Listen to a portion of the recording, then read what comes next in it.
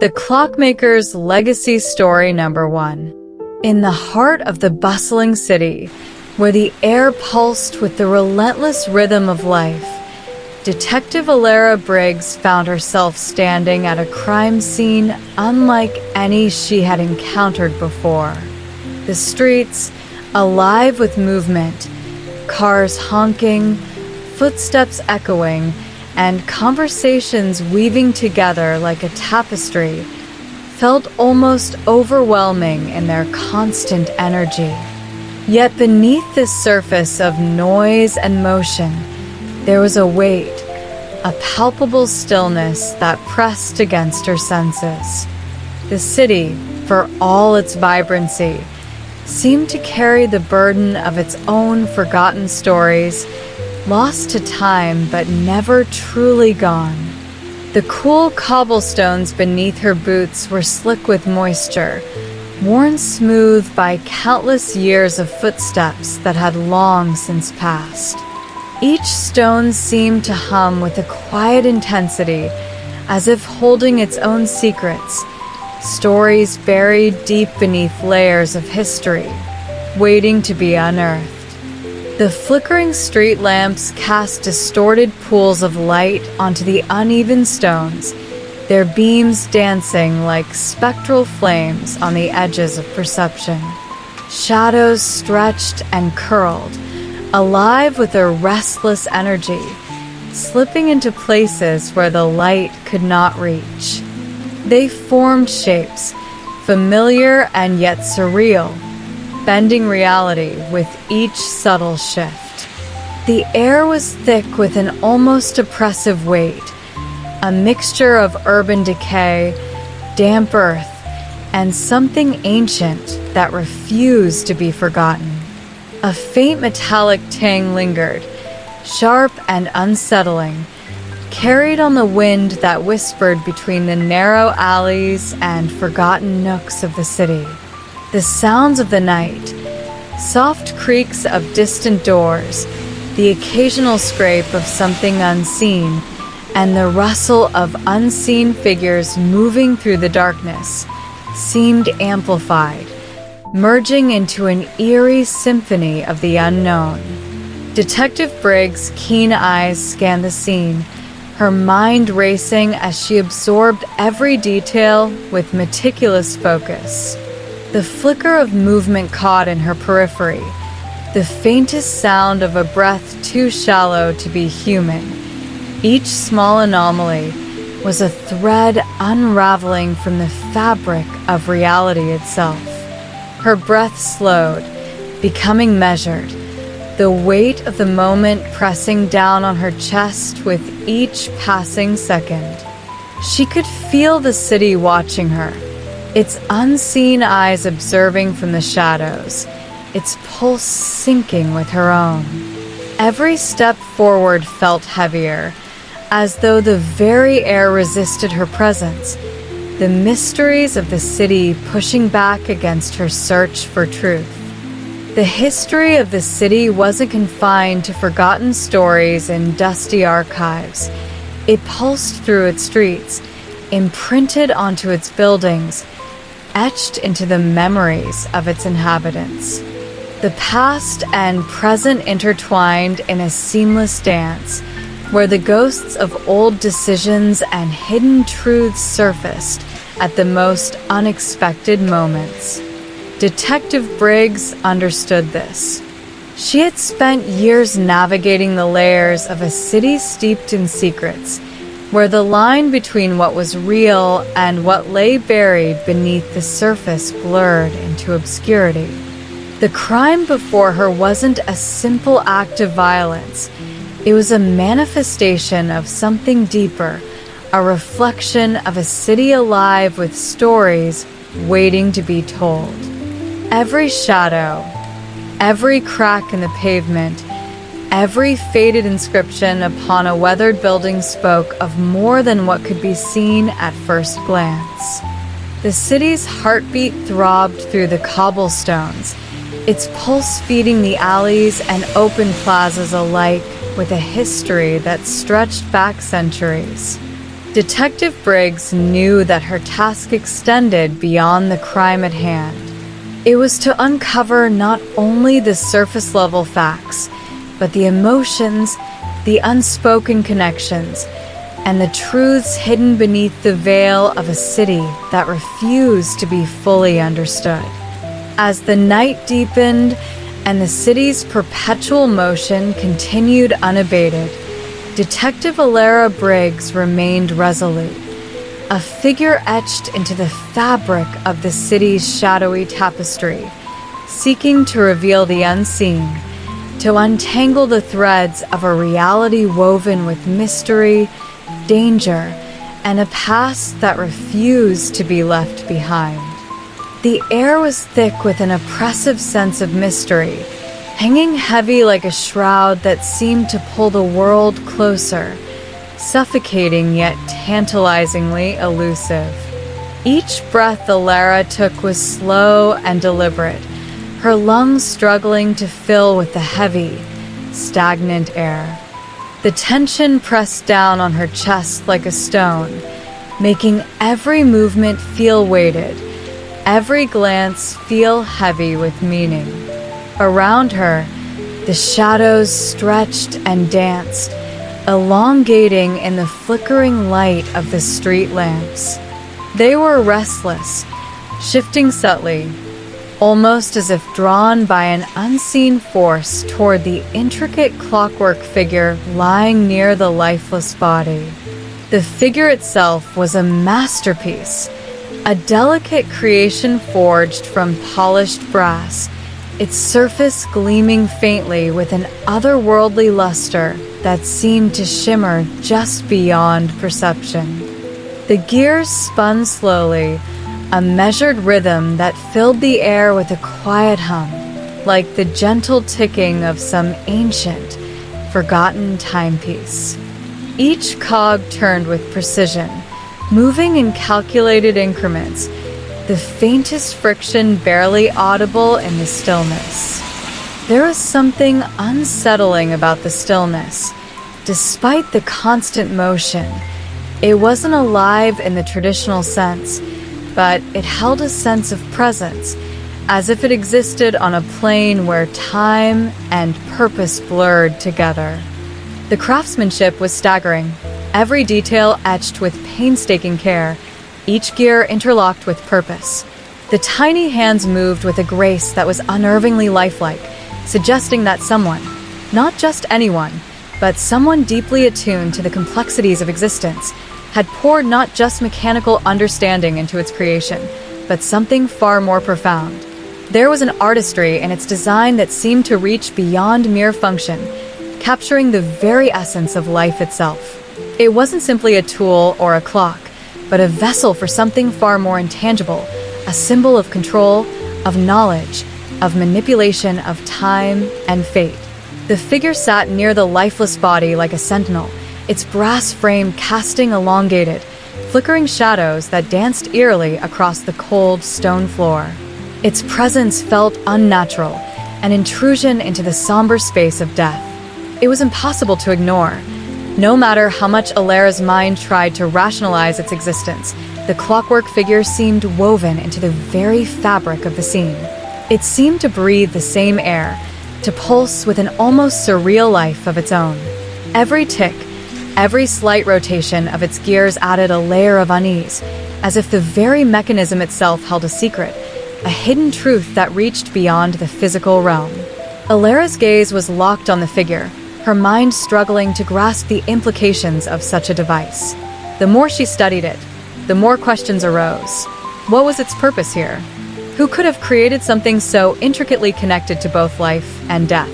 The gears spun with a precision that defied the stillness of the moment, moving with a grace that hinted at intelligence, an intelligence that transcended the mechanical, hinting at something far more enigmatic and terrifying.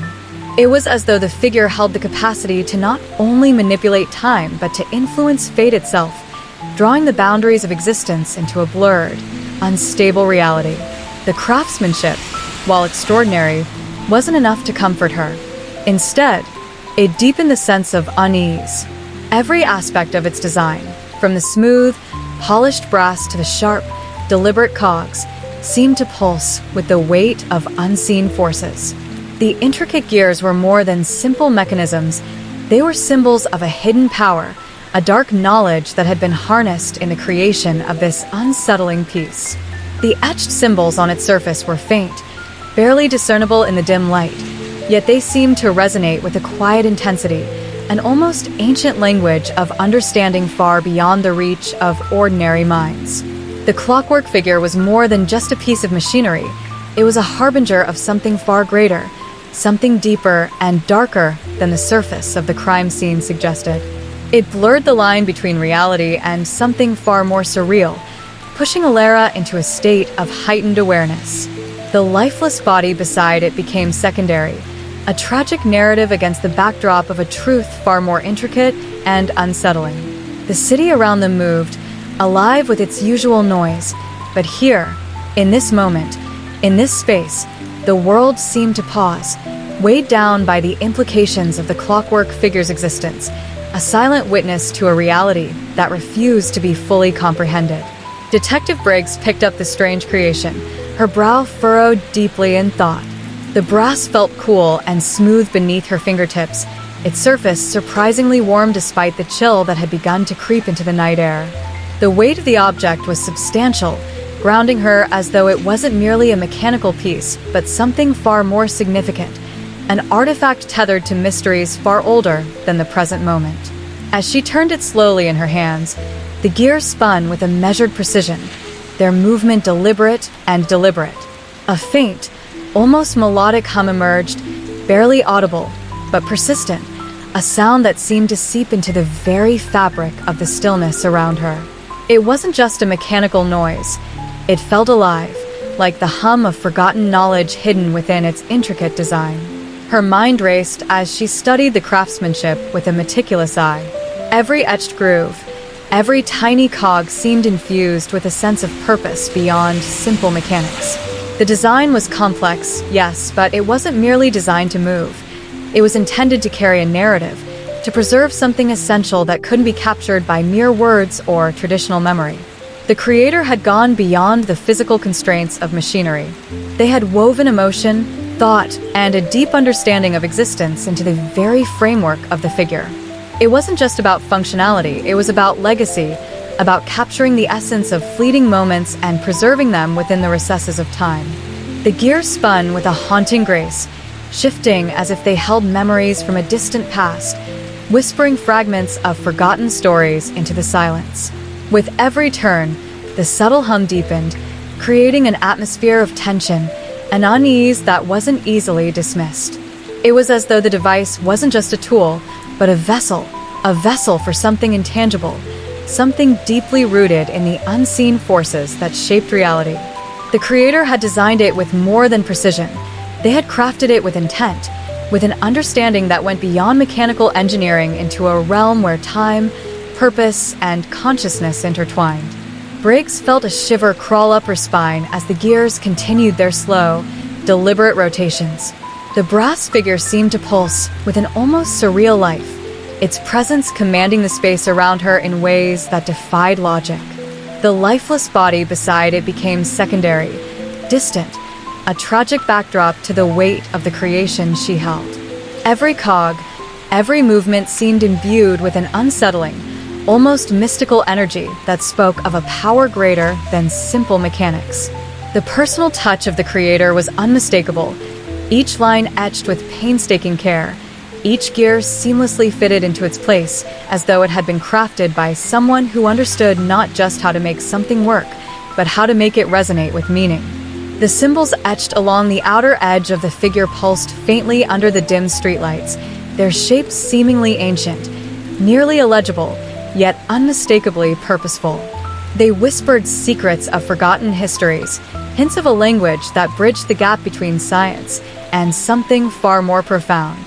Every detail felt deliberate, a fingerprint of a mind consumed by a singular obsession, capturing and controlling the flow of time itself.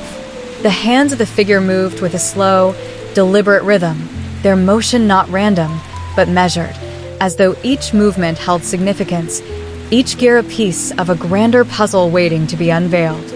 Brig's thoughts were consumed by the enigma in her hands. She had seen countless crimes in her career, each with its own peculiarities and mysteries, but nothing compared to the personal touch that radiated from this device.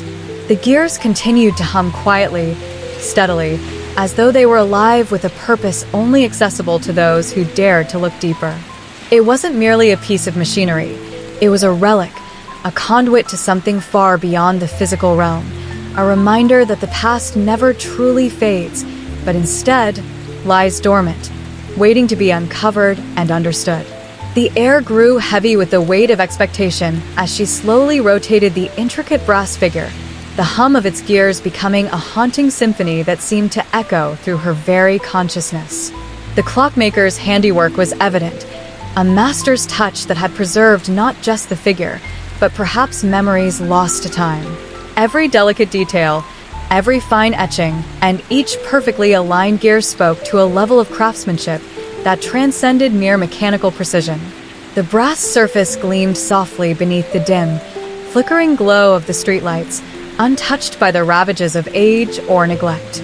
It felt almost alive, as though the figure itself held onto a piece of the creator's very soul. The meticulous care and thought behind the design hinted at a deeper purpose, one that reached far beyond functionality. The precision was staggering. Every cog, gear, and delicate pin had been crafted with such incredible attention to detail that it seemed impossible for something so intricate to exist within the confines of mechanical design alone. The gears turned slowly, each movement smooth and deliberate, as if the entire creation was holding its breath between rotations. It wasn't just a device that measured time, it was a conduit, a vessel for emotions, memories, and perhaps even moments of profound significance that extended beyond the physical world. Brig's fingers traced the edges, feeling the subtle imperfections, the tiny inconsistencies in symmetry that spoke of human hands, not machines. These imperfections were not flaws. They were deliberate, purposeful.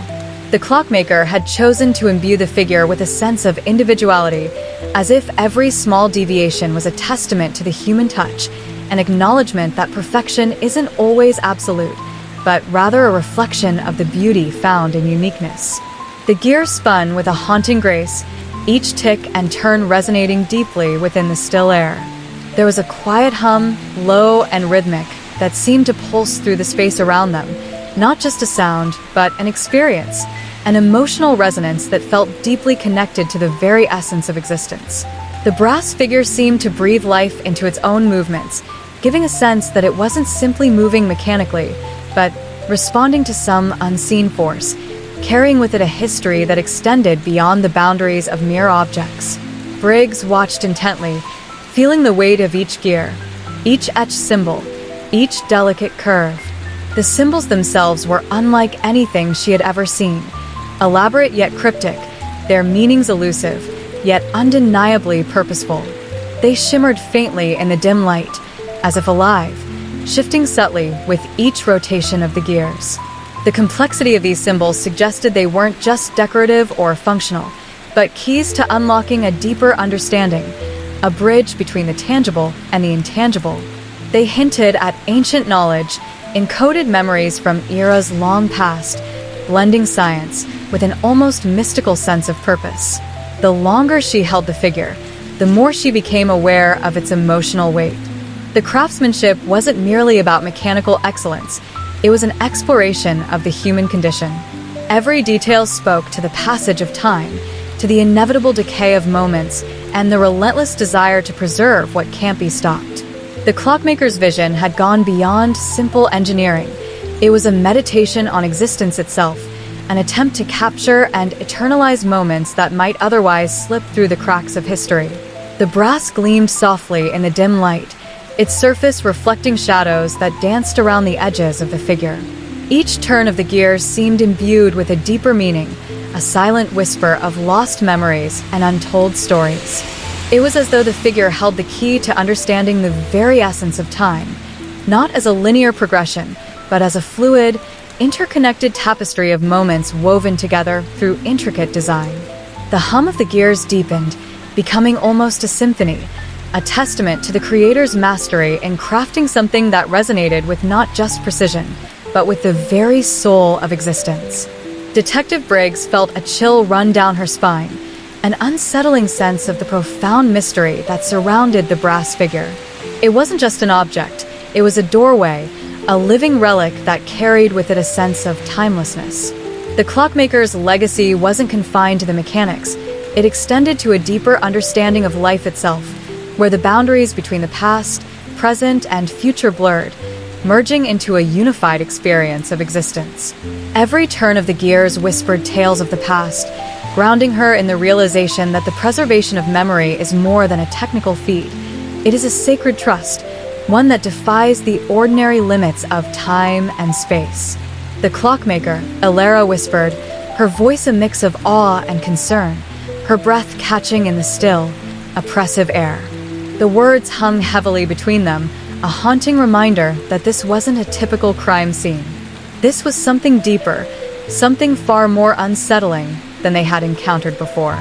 She turned slowly to her partner, Detective Ryan, whose steady gaze never left the lifeless body lying beneath the dim, flickering streetlights. His expression was unreadable, a carefully crafted mask of calm that belied the storm brewing behind his eyes. This isn't a simple murder, Alara continued, her voice soft but firm, each word weighed with significance. It's something darker, something personal, something deliberate. Her mind was racing, trying to piece together the connections, to understand the layers of meaning woven into every detail of the scene. The clockwork figure sat near the body, its gears still spinning in an almost hypnotic rhythm, frozen in time, yet alive in its movement. The tiny hands moved with a precision that defied the limitations of machinery, as if driven by a will far beyond its physical components. Detective Ryan finally spoke, his voice low, measured, and yet carrying an unmistakable edge of unease. "You're right," he said, his eyes flicking back and forth between the figure and the victim. "This isn't about ending a life, it's about preserving it. Not just memories, Alara, but moments. Every detail here, the clock, the symbols, even the victim, is part of something greater. It's as though we're looking at a blueprint for something unnatural." His tone was contemplative, almost distant, as if grappling with the enormity of the situation. Alara nodded slowly, absorbing his words, her heart beating faster in her chest. This isn't just manipulation of time, it's domination of it. The Clockmaker's creation isn't just a device, it's a conduit for something far more dangerous. Every gear, every movement, feels alive. It has a purpose beyond mere functionality. It holds pieces of something, memories, emotions, perhaps even consciousness, that refuse to fade with the passage of time. Ryan stepped closer, his gaze sharp, his demeanor calm, but his mind already spinning through the implications. We've seen rituals like this before, ones designed to exert control over the past, to influence the future. But this goes beyond simple control. Whoever made this, whoever left this message for us, has a deep understanding of not just mechanics, but of something far more abstract, something that defies logic. His voice lowered, a quiet intensity filling the space between them. This figure isn't just a tool.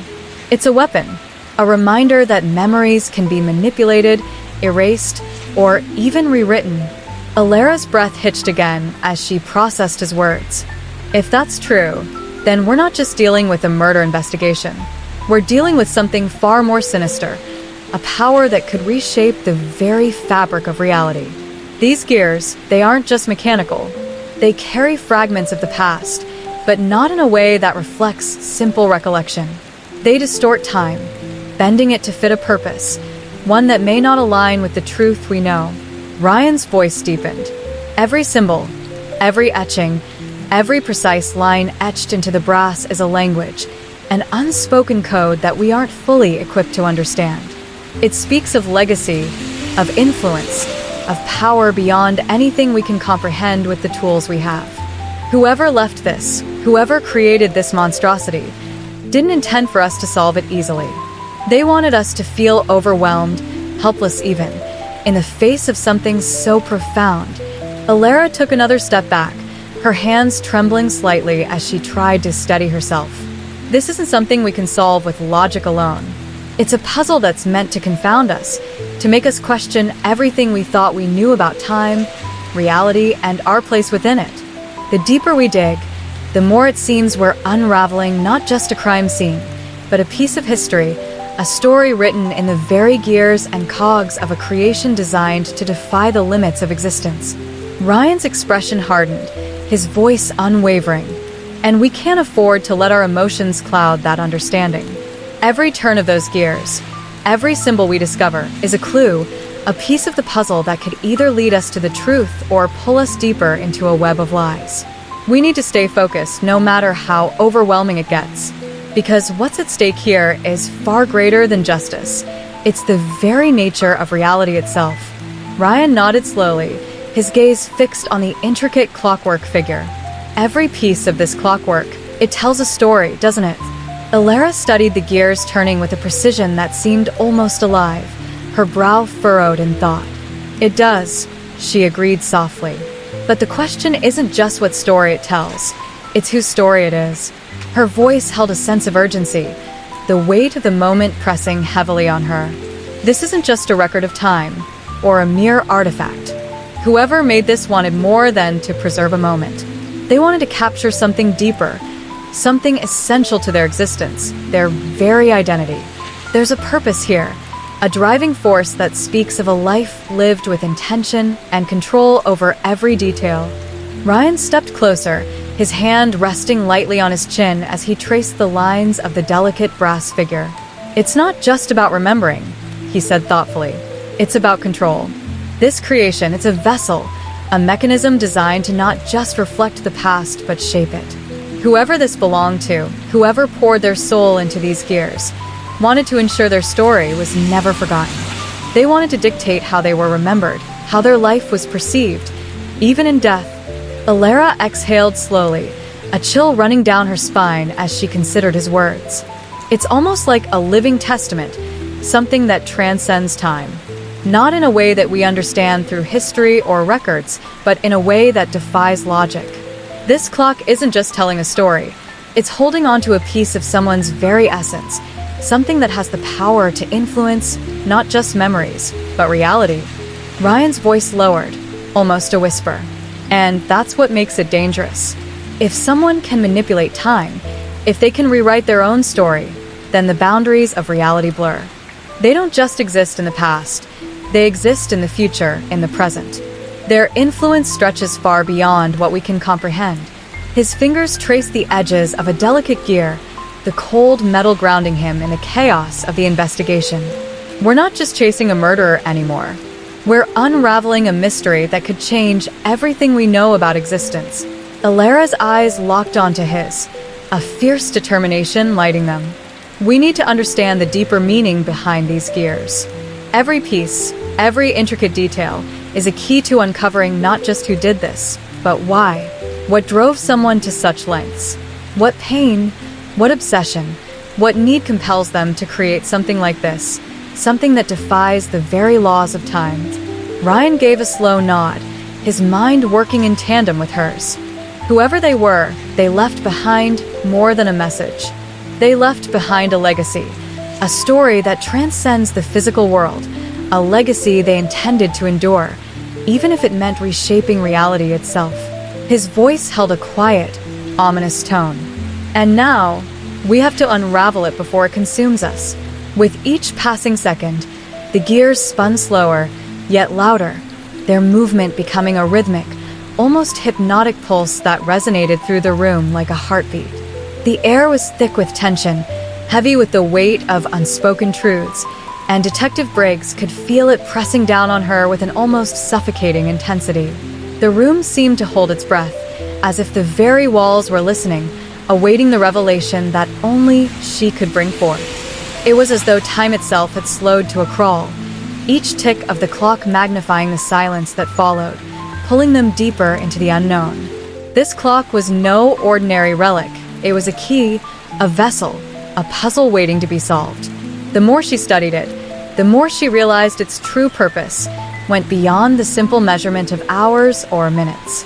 It was something far more enigmatic, something that blurred the boundaries between reality and illusion. Detective Briggs reached out slowly, her fingers brushing over the smooth, polished brass surface, tracing the intricate designs etched into the metal, as if trying to decipher a lost language. The precision of the craftsmanship was unparalleled, a testament to the skill of its creator, but it was the meaning behind those delicate engravings that sent a shiver down her spine. Each gear seemed to hum softly beneath her touch, but it wasn't just a mechanical hum. There was a subtle vibration, a pulse that seemed alive, moving with a purpose she couldn't fully grasp. The more she delved into its depths, the more she realized that this wasn't simply a device crafted for practical use. It was a conduit for something deeper, something ancient, something that defied the very laws of time. The deeper she traced its patterns, the clearer it became. This was no ordinary artifact. It was a gateway, a vessel for memories, emotions, and perhaps even fragments of consciousness itself. The deeper she delved, the more intricate the tale became. Every gear, every cog, every tiny detail whispered secrets from the past, but those secrets weren't just buried. They were manipulated, altered, meticulously preserved in a way that suggested intent. The symbols etched into the brass weren't mere decorations. They were codes, pathways to understanding something far more profound. They told a story, but not one that followed a conventional narrative. Instead, they wove a web of interconnected moments, layered in meaning, leaving her feeling as though she was unraveling the very fabric of reality itself. As the gears turned, slower and slower, their noise growing louder and more insistent, Detective Briggs could feel the weight of the mystery pressing down harder. The room seemed to pulse with an almost supernatural energy, the air alive with an electric charge that hinted at unseen forces guiding the movements of the clock. Every second became a test, a challenge to unravel not just the mechanical intricacies, but the deeper layers of intention behind its creation. The clock wasn't simply frozen in time. It was alive, tethered to something far beyond her understanding, yet so deeply personal that it couldn't be ignored. The more she probed, the more she saw that the clock was more than a puzzle. It was a weapon of preservation. Each gear, meticulously crafted and precisely placed, held not just the past, but the power to reshape it. It wasn't about remembering the truth. It was about controlling the narrative, crafting a reality where the creator's influence could stretch beyond death and into the very essence of existence. Detective Briggs could feel the implications dawning on her, a terrifying realization that this clock wasn't merely a relic. It was a tool capable of bending the course of history, manipulating perception, and even rewriting memories. As the gears continued to spin slower yet louder, her mind raced to keep up with the expanding web of connections. Every detail was significant, every turn of the clock was deliberate, and every second brought her closer to a truth too unsettling to ignore. She knew then that unraveling the mysteries within wasn't just about solving a crime. It was about confronting a power that defied logic, a power that could reshape reality itself. The city held secrets, vast and hidden beneath the surface of its bustling streets and towering buildings. As Detective Alera unraveled them piece by piece, the clock's tiny hands became more than a mere guide. They became a key that unlocked the depths of a labyrinthine web of crimes that spanned decades. Each clue she unearthed, a tiny cog, a forgotten inscription carved with precision, a delicate spring seemingly insignificant in its form, spoke of moments long past, of lives entwined in ways that defied logic and understanding. These pieces, carefully preserved in the intricate mechanisms of the clock, whispered the stories of those who had come before, revealing a tapestry woven from the threads of betrayal, sacrifice, and unimaginable power.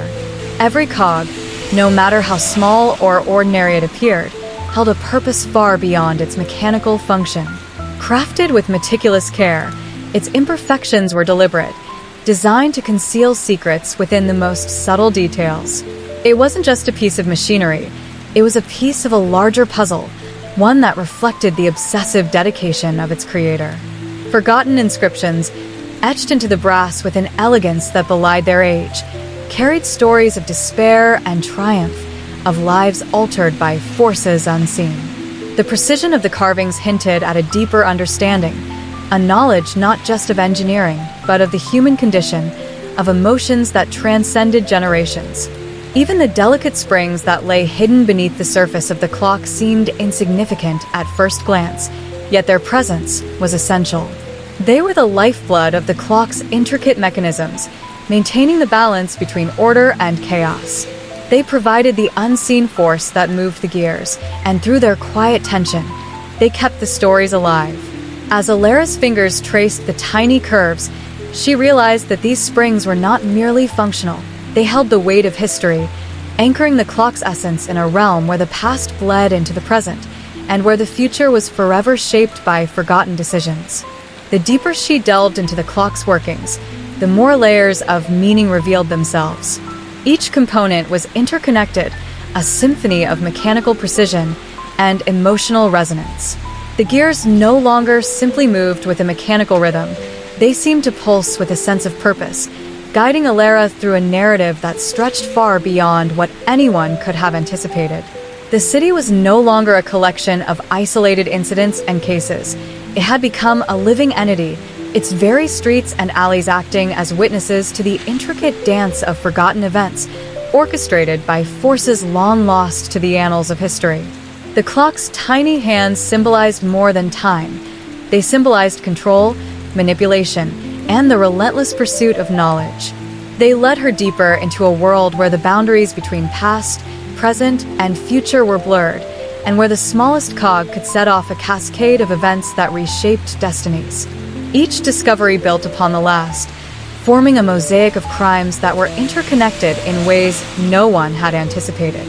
The stories unfolded like a grand epic, one that revealed the lengths to which people would go to preserve their legacies, to exert their influence, and to shape the course of history itself. The city, once familiar and predictable, became a maze of hidden truths. Detective Briggs could feel the weight of the revelations pressing against her, the enormity of the task at hand becoming almost overwhelming. Yet, despite the mounting pressure, there was an undeniable pull, a need to uncover every hidden piece of the puzzle. With each passing moment, the clock seemed to whisper its secrets louder, urging her forward into the depths of a dark, intricate web that stretched far beyond the bounds of simple justice. As the night deepened, Alara and Ryan continued their journey, stepping carefully through the layers of time like archaeologists sifting through ancient relics. Each movement felt deliberate, as though they were balancing on the edge of a vast, forgotten abyss where the past and present merged into one hauntingly cohesive narrative. The city pulsed with a rhythmic energy, its heartbeat reverberating through the cobblestone streets, echoing in every shadowy corner they passed.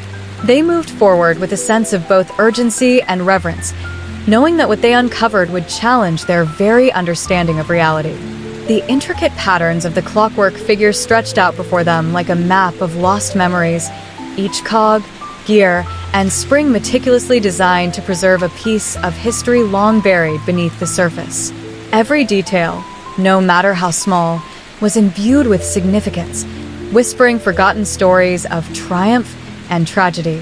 Love, betrayal, and sacrifice were not just abstract concepts. They were tangible forces, etched into the very fabric of the mechanical masterpiece. Beneath the delicate brass exterior lay a mosaic of human emotion, each element a fragment of a larger, intricate whole that had been meticulously constructed by someone who understood the depth of the human experience. Alara's fingers moved slowly over the cold, smooth surface, tracing paths that had been carved by generations before her. The gears turned softly beneath her touch, their quiet hum almost melodic, as if the clock itself was speaking a language only the observant could comprehend. She could feel the weight of centuries as if the clock had absorbed the essence of countless lives, each cog, no matter how simple it appeared, carrying the residue of stories that had shaped the city's very identity.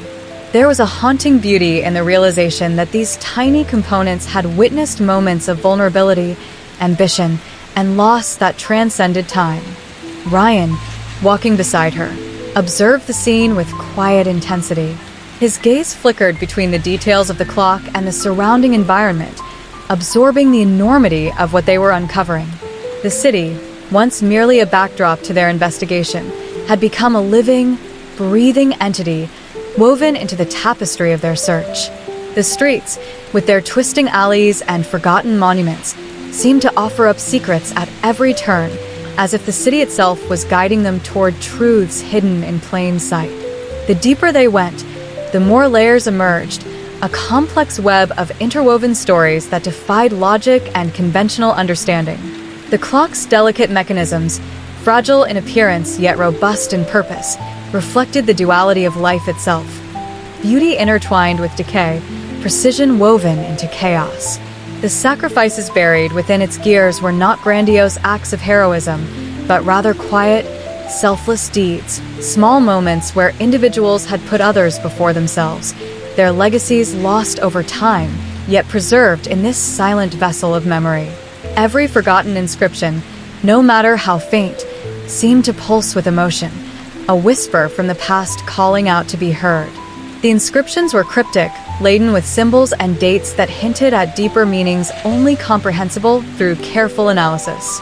Alara and Ryan's search became a journey of deciphering, of connecting fragmented pieces of a puzzle that spanned decades, if not centuries. It was a quest to uncover the threads that bound lives together, those that had been severed and those that had been kept alive by memory alone. The city's vastness and complexity mirrored the intricacies of the clockwork figure. Just as each street corner and hidden courtyard harbored its own stories, so too did the gears and springs that made up the clock. Each turn of the hands echoed the passage of time itself, marking moments that could never be replicated, no matter how much the world shifted. And as the nights deepened, Alara and Ryan knew they were standing at the edge of an abyss, where the boundaries between past and present dissolved, and the truth waited just beyond reach. The Clockmaker's legacy was not merely a series of murders, but a profound testament to the lives of those who had come before, each one leaving an indelible mark etched into the very essence of the clock's intricate design. With each gear, every spring, and all the tiny mechanisms in between, the clock became a living archive, a repository of emotions, decisions, and moments frozen in time, waiting to be uncovered by those willing to delve deeper. It wasn't just a machine. It was a history, a narrative woven from the very fabric of human experience. The gears, with their precise teeth and smooth rotations, were more than mechanical tools. They were guardians of the past, meticulously shaped to capture the subtle nuances of lives lived and lost. Each turn they made was a reflection of a moment frozen in time, echoing the rhythm of stories long forgotten. Some gears were worn with use, the edges rounded and smoothed from countless rotations, while others were sharp and new, their edges pristine, untouched by the weight of history. Together, they painted a vivid picture of the cycle of existence, a blend of decay and renewal, of beginnings and endings that repeated in various forms throughout the ages. The springs, delicate yet resilient, embodied the human spirit's endurance. They flexed and contracted, holding tension as they bore the burden of countless experiences. These springs were crafted to endure not just physical pressure, but the emotional and psychological strains of life. They told tales of perseverance, of those who endured pain and tragedy but continued to push forward, finding strength even in the most hopeless of circumstances. Each spring was a testament to the human capacity to bend and stretch without breaking, to endure the pressure of memory and time while maintaining their essential form. What made the Clockmaker's work extraordinary was the depth of thought and understanding that went into every component. Unlike a typical clock, this was not just a device to measure the hours, minutes, or seconds. It was an intricate art form that captured the essence of existence itself. The delicate craftsmanship spoke of a mind that saw beyond the surface, beyond mere functionality, and into the very soul of what it meant to live. The engravings, the inscriptions hidden within the metal, were more than decoration. They were gateways to understanding lives that had shaped history through both mundane and extraordinary actions. Each piece told a story in its own right, interlocking with others to form a complex web of experiences. From the smallest cog to the largest gear, every part of the clock played a vital role in preserving the tapestry of life. Some gears held the weight of joy, capturing moments of triumph and celebration, while others bore the burden of sorrow, locking in memories of loss and heartbreak. The springs, with their delicate balance, captured the ebbs and flows of human emotion, hope, fear, love, and regret, all of which moved through the clock as though it were a vessel for the very heartbeat of history. As Alara and Ryan delved deeper into the layers of the Clockmaker's creation, they began to recognize the genius behind its construction. It wasn't just a machine crafted with precision, but a living entity that breathed with the echoes of countless lives. The deeper they explored, the more they understood that the clock was far more than a tool. It was a guardian of the forgotten, a vessel for the untold stories that time had seemingly erased. The inscriptions, faint yet powerful, whispered secrets that had been hidden in plain sight for centuries. It was through these silent markers that the clock revealed its true purpose, to preserve not only the events of history, but the emotional weight that came with them. The legacy of the Clockmaker was not confined to a single murder or a series of crimes. It spanned generations, touching lives in ways that transcended logic and reason. The gears and springs were not simply mechanical parts. They were the embodiment of a master's craftsmanship, a profound understanding of the human condition and the inevitability of time. Each detail, no matter how minute, was deliberately placed to honor the stories of those who had come before. The clock's continued existence was a testament to the belief that even the smallest actions could leave an everlasting impression, a legacy that defied the limits of time itself. The quiet ticking became a lullaby, a soothing melody that enveloped her senses, weaving a cocoon of calm around her restless mind. Each subtle click and hum seemed to harmonize with the rhythm of her thoughts, creating a steady pulse that eased the chaos within. The sound was gentle, yet persistent, a reminder that even in the stillness, progress was being made, albeit in the most gradual of ways. As the hours passed, the repetitive motion of the gears transformed into a symphony of reflection, each tick aligning with a deeper insight.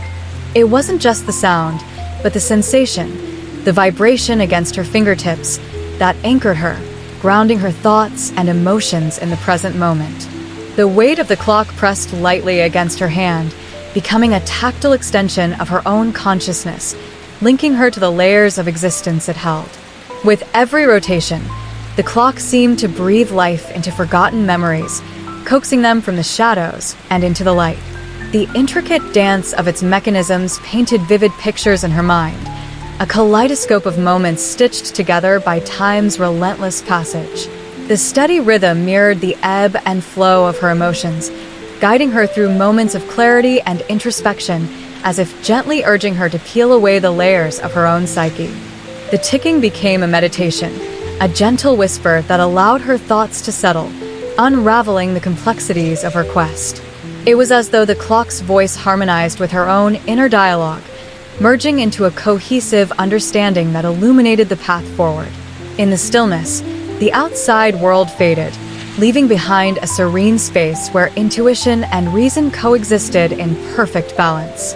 Alara felt as though the clock shared its wisdom, not through words, but through the timeless rhythm it maintained, a rhythm that spoke of a deeper truth beyond the limitations of language.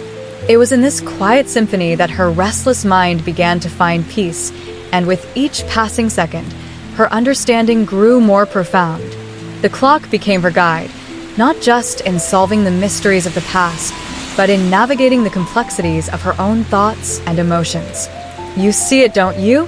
Alara said softly, her voice a gentle murmur that seemed to drift through the air like a quiet breeze. Her words were deliberate, spoken with a calm certainty that cut through the tension in the room. She took a slow, steady breath, her gaze locked onto the object before her, a piece of evidence that held far more than its physical form. The truth isn't hidden, it's just waiting to be heard. The room seemed to fall into a stillness, so profound that even the faintest sound echoed. Every breath seemed synchronized with the quiet ticking of the clock nearby, as though the very air had become charged with unspoken understanding. Alara's voice held a weight, not just in its volume, but in its resonance, as if each word carried the gravity of countless unsolved mysteries. Her fingers brushed the surface of the object lightly, the texture rough against her fingertips, grounding her to the reality that lay beneath its surface. "It's not always obvious," she continued, her voice steady, "because we're conditioned to look outward, to search for answers in plain sight. But sometimes, the most profound truths are hidden in the most subtle places, like whispers lost in the wind." The room seemed alive in its response. Every creak of the floorboards, every shadow shifting in the corners, felt as though it were amplifying her words. Alara spoke not just with her voice, but with her entire presence, infusing her every movement with meaning. Her expressions, soft yet purposeful, revealed a deep understanding of what it meant to listen. To truly listen, not just with ears, but with intuition and insight. "The clues are there," she said, her voice soft yet firm, "but they require more than sight. They require presence, patience, and a willingness to see beyond what's obvious." Her words hung in the air, lingering as if inviting the room itself to reflect on her message. The gears of the clock beside her seemed to turn more deliberately, almost in synchronization with her heartbeat, as if agreeing with her assessment of the situation. Alara's mind drifted briefly into memories, recalling the countless times she had sat in moments like these, when the truth was a puzzle too intricate to be solved through logic alone. She knew the challenges of untangling the complexities of human nature, of understanding motives that were sometimes buried beneath layers of emotion, fear, and secrecy. Yet, here she was, leaning into that unknown, trusting that even the smallest detail held significance. "The truth is not a single moment," she continued, her voice a soothing cadence. "It's a collection of moments, threads interwoven, stretching across time and experience." Her words painted a picture of a vast tapestry, where every thread represented a part of the story, a piece of history waiting to be understood. And those threads, they weave in ways we don't always see, until we stop, until we listen. Her gaze softened, her voice lowering as if speaking to a confidant rather than a room full of observers. "It's in the stillness," she whispered, "that we hear the whispers. Not in the noise, but in the quiet, where everything falls away, and we're left with only what matters most." Alara paused for a moment, absorbing the weight of her own words. The quiet intensity that filled the room seemed to settle deeper into the corners, as though every shadow held its breath, awaiting the next piece of the puzzle. She knew that the path ahead would be long, full of uncertainty, but the truth was worth the journey, no matter how distant it might seem. And as the clock slowed to a halt, its final piece, an intricately carved, aged gear, emerged from the depths of its mechanism. Alara watched in silence as the tiny fragment settled into place, completing a puzzle that had consumed her thoughts for what felt like a lifetime. The room was steeped in an almost sacred stillness, the only sound the rhythmic beating of her heart against the quiet hum of the atmosphere. She reached out slowly, her fingertips grazing the surface of the gear, feeling the texture of time itself etched into its worn, smooth edges. Each groove and ridge seemed to tell its own silent story, a story of moments frozen in time, of choices made and paths irrevocably altered. The weight of the moment pressed down on her, a tangible force that seemed to pull her into the past. This wasn't just a piece of machinery, it was a vessel for memories, a repository of untold lives and experiences that had been locked away within the confines of its metallic structure. Alara's mind flitted through images of generations past, of individuals who had crafted this clock with meticulous care, their hands guided by more than just skill. Their visions were intertwined with emotions, ambitions, and dreams. She imagined the clockmaker, bent over his workshop, meticulously assembling each component with a purpose far beyond functionality, imbuing the clock with meaning, with a deeper essence that transcended its mechanical function. The clock's final halt marked the end of a journey, but it wasn't a definitive conclusion. Instead, It felt more like the closing of one chapter, with countless others waiting to be written. Every gear, spring, and cog represented not just a moment in history, but a connection between the past and the present, a link that would continue to reverberate through time. The knowledge that this clock had served as a silent witness to love, betrayal, sacrifice, and even hope weighed heavily on her. It was more than just a physical artifact. It was a living testament to the complexities of the human experience, a reminder that even the smallest, seemingly insignificant pieces could carry profound meaning when woven into the fabric of a larger narrative. Alara's thoughts spiraled into deeper reflection as she considered the implications of what she held. The gears weren't merely mechanical parts, they were expressions of intention, symbols of the decisions and actions that had shaped lives across generations. The Clockmaker's legacy, now forever immortalized in this final arrangement, was a reminder that creation itself is a form of storytelling. Each turn of the gears, no matter how small, had the power to shift destinies, to alter the course of history in ways that were often subtle, yet profoundly impactful. As she sat with the quiet stillness that had settled over the room, Alara felt the weight of responsibility settle in her chest. The knowledge she had uncovered wasn't just for her. It was meant to be preserved, to be passed down through the corridors of time, to inspire those who had come after her to seek out their own truths, to listen to the stories that lay beneath the surface of the world around them. The Clockmaker's work was not finished. It was an ongoing legacy, a call to those who dared to challenge the unknown and explore the hidden depths of history. Every second that ticked by in her mind felt infused with meaning, as if time itself had become a fluid force, a stream of interconnected moments, constantly shifting and evolving. Alara's vision expanded beyond the confines of the room, beyond the physical clock before her. She saw the ripple effect, the influence of the Clockmaker's creations reaching far beyond the boundaries of time, touching lives in ways that were profound and multifaceted. The gears of the clock may have stopped turning, but the echoes of their movement would continue to resound through the corridors of memory. The final piece had been laid, but the story was far from complete.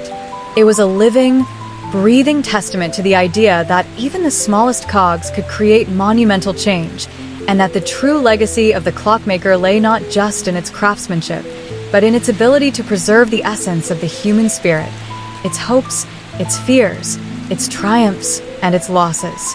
The Clockmaker's legacy wasn't just a tale of crime. It was a tapestry intricately woven from the rich, unyielding threads of human experience, stretching far beyond the confines of justice and morality. Each cog, each delicate gear, held within it the weight of countless lives intertwined through the ebb and flow of time. It wasn't merely a story of solving a crime, but a deeper exploration of connection, a profound understanding that our actions, choices, and desires ripple through history, shaping not only our own paths, but those of generations yet to come. Detective Alara Briggs, driven by an unrelenting curiosity, uncovered the intricate web that linked moments long past with the present's mysteries. As she traced the faintest scratches and slight imperfections of the Clockmaker's handiwork, she recognized the painstaking care that went into every detail, a mastery that transcended the mechanical and delved into something far more personal. These weren't simply parts. They were symbols of moments preserved in time, captured with an intimacy that spoke of love, regret, hope, and sorrow. Through her relentless investigation, Alara came to understand that the clock was far more than a tool for measuring time. It was a vessel for memory, a repository for emotions and truths that society had long attempted to forget. Each tick of the gears echoed the unspoken tales of lives lived in the quiet corners of existence, lives that might have otherwise remained lost to history. The quiet hum of the springs became a chorus, a symphony that resonated with the weight of forgotten sacrifices and quiet victories. In her pursuit of justice, Alara discovered that some stories aren't meant to be rushed. They unfold in layers, each turn of the clock revealing new insights, new perspectives, and deeper truths. As the gears shifted, so did her understanding of the delicate balance between the past and the present. The Clockmaker's work wasn't just about crafting precision, It was about crafting meaning, creating a bridge between epics that span centuries, where the smallest cogs could set in motion profound change. The quiet moments became sacred, a space where time itself seemed to hold its breath, where secrets long buried surfaced to reveal their significance. Alara learned that the best detectives aren't merely those who solve crimes, but those who take the time to listen to the whispers of the gears, to the silences that spoke volumes, to the stories left behind in the intricate patterns of metal and wire. The Clockmaker's legacy became a guide, a reminder that in the midst of chaos, there is always order. In the midst of darkness, there is always a glimmer of understanding, and in the face of uncertainty, there is always a truth waiting to be uncovered.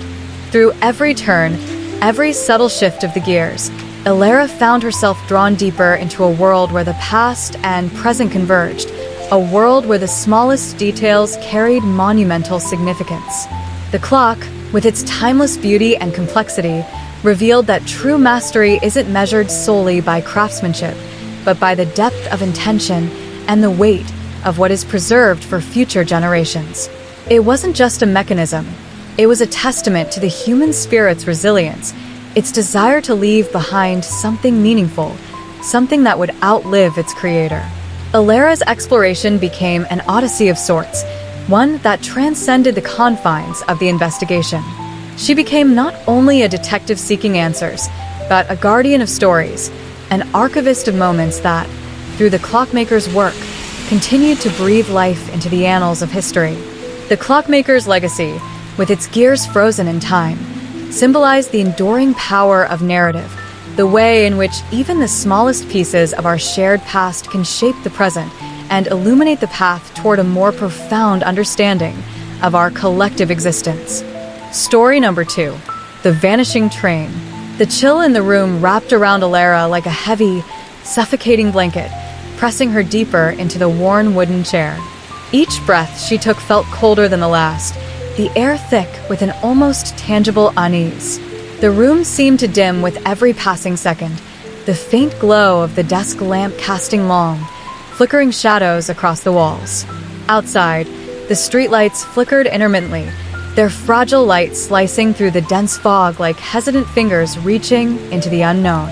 The mist had thickened further, swallowing the neighborhood in a ghostly shroud, its tendrils curling around the edges of the houses and streets like a phantom presence.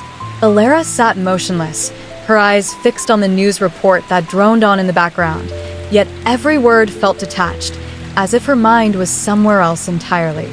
Disappeared into the fog without a trace, the voice of the reporter seemed distant, washed away by the overwhelming weight of the silence that hung in the air. Her fingers lay idle above the keyboard, the tips cold against the smooth surface as her thoughts churned restlessly. Each word from the broadcast only deepened her sense of dread, dragging her further into the unknown. The house seemed alive around her. Every creak of the floorboards, every subtle shift of the shadows was amplified 100-fold. The windows, now black mirrors reflecting only the distorted shapes of her restless form, felt like silent observers, watching her unravel piece by piece. The fog pressed harder against the glass, its icy fingers clawing at the edges, almost as if it yearned to seep inside. The warmth that once filled the room was now a distant memory, replaced by a cold emptiness that seemed to consume her from within. Her breath came faster, her heart pounding in her chest like a trapped bird. The weight of the unknown was suffocating, every passing second stretched into an eternity. Time itself felt warped, spinning slower with every tick of the clock, while her thoughts raced ahead at breakneck speed. The mystery of the missing commuter train consumed her, becoming a twisted puzzle that refused to reveal its solution. The images flashed across her mind like fragmented memories, empty train cars, silent platforms, and voices that disappeared into the void. The fog outside seemed to ripple, distorting the outline of the world beyond. The streets had vanished beneath the swirling haze, replaced by an otherworldly stillness where even the slightest sound seemed muffled by a veil of confusion. Every now and then, a distant wail echoed through the mist, a ghostly whisper lost in the ether. Alara's grip tightened on the desk as a chill ran down her spine, the sensation crawling up her arms like icy vines. Her pulse quickened with each passing moment, fear blooming with relentless intensity in her chest. The details of the report blurred together as Alara became lost in the madness of the unknown. Strange symbols and cryptic messages appeared in her thoughts, as if the very fabric of reality was unraveling, leaving only fragments of what once was. Shadows stretched further across the room, twisting and warping into shapes that seemed almost alive. The atmosphere grew heavier, suffocating her, making it harder to breathe. She could feel the weight of the unknown pressing down on her, dragging her deeper into a labyrinth where clarity was nowhere to be found. The news faded into the background as her mind began to drift, consumed by dark thoughts and unsettling images.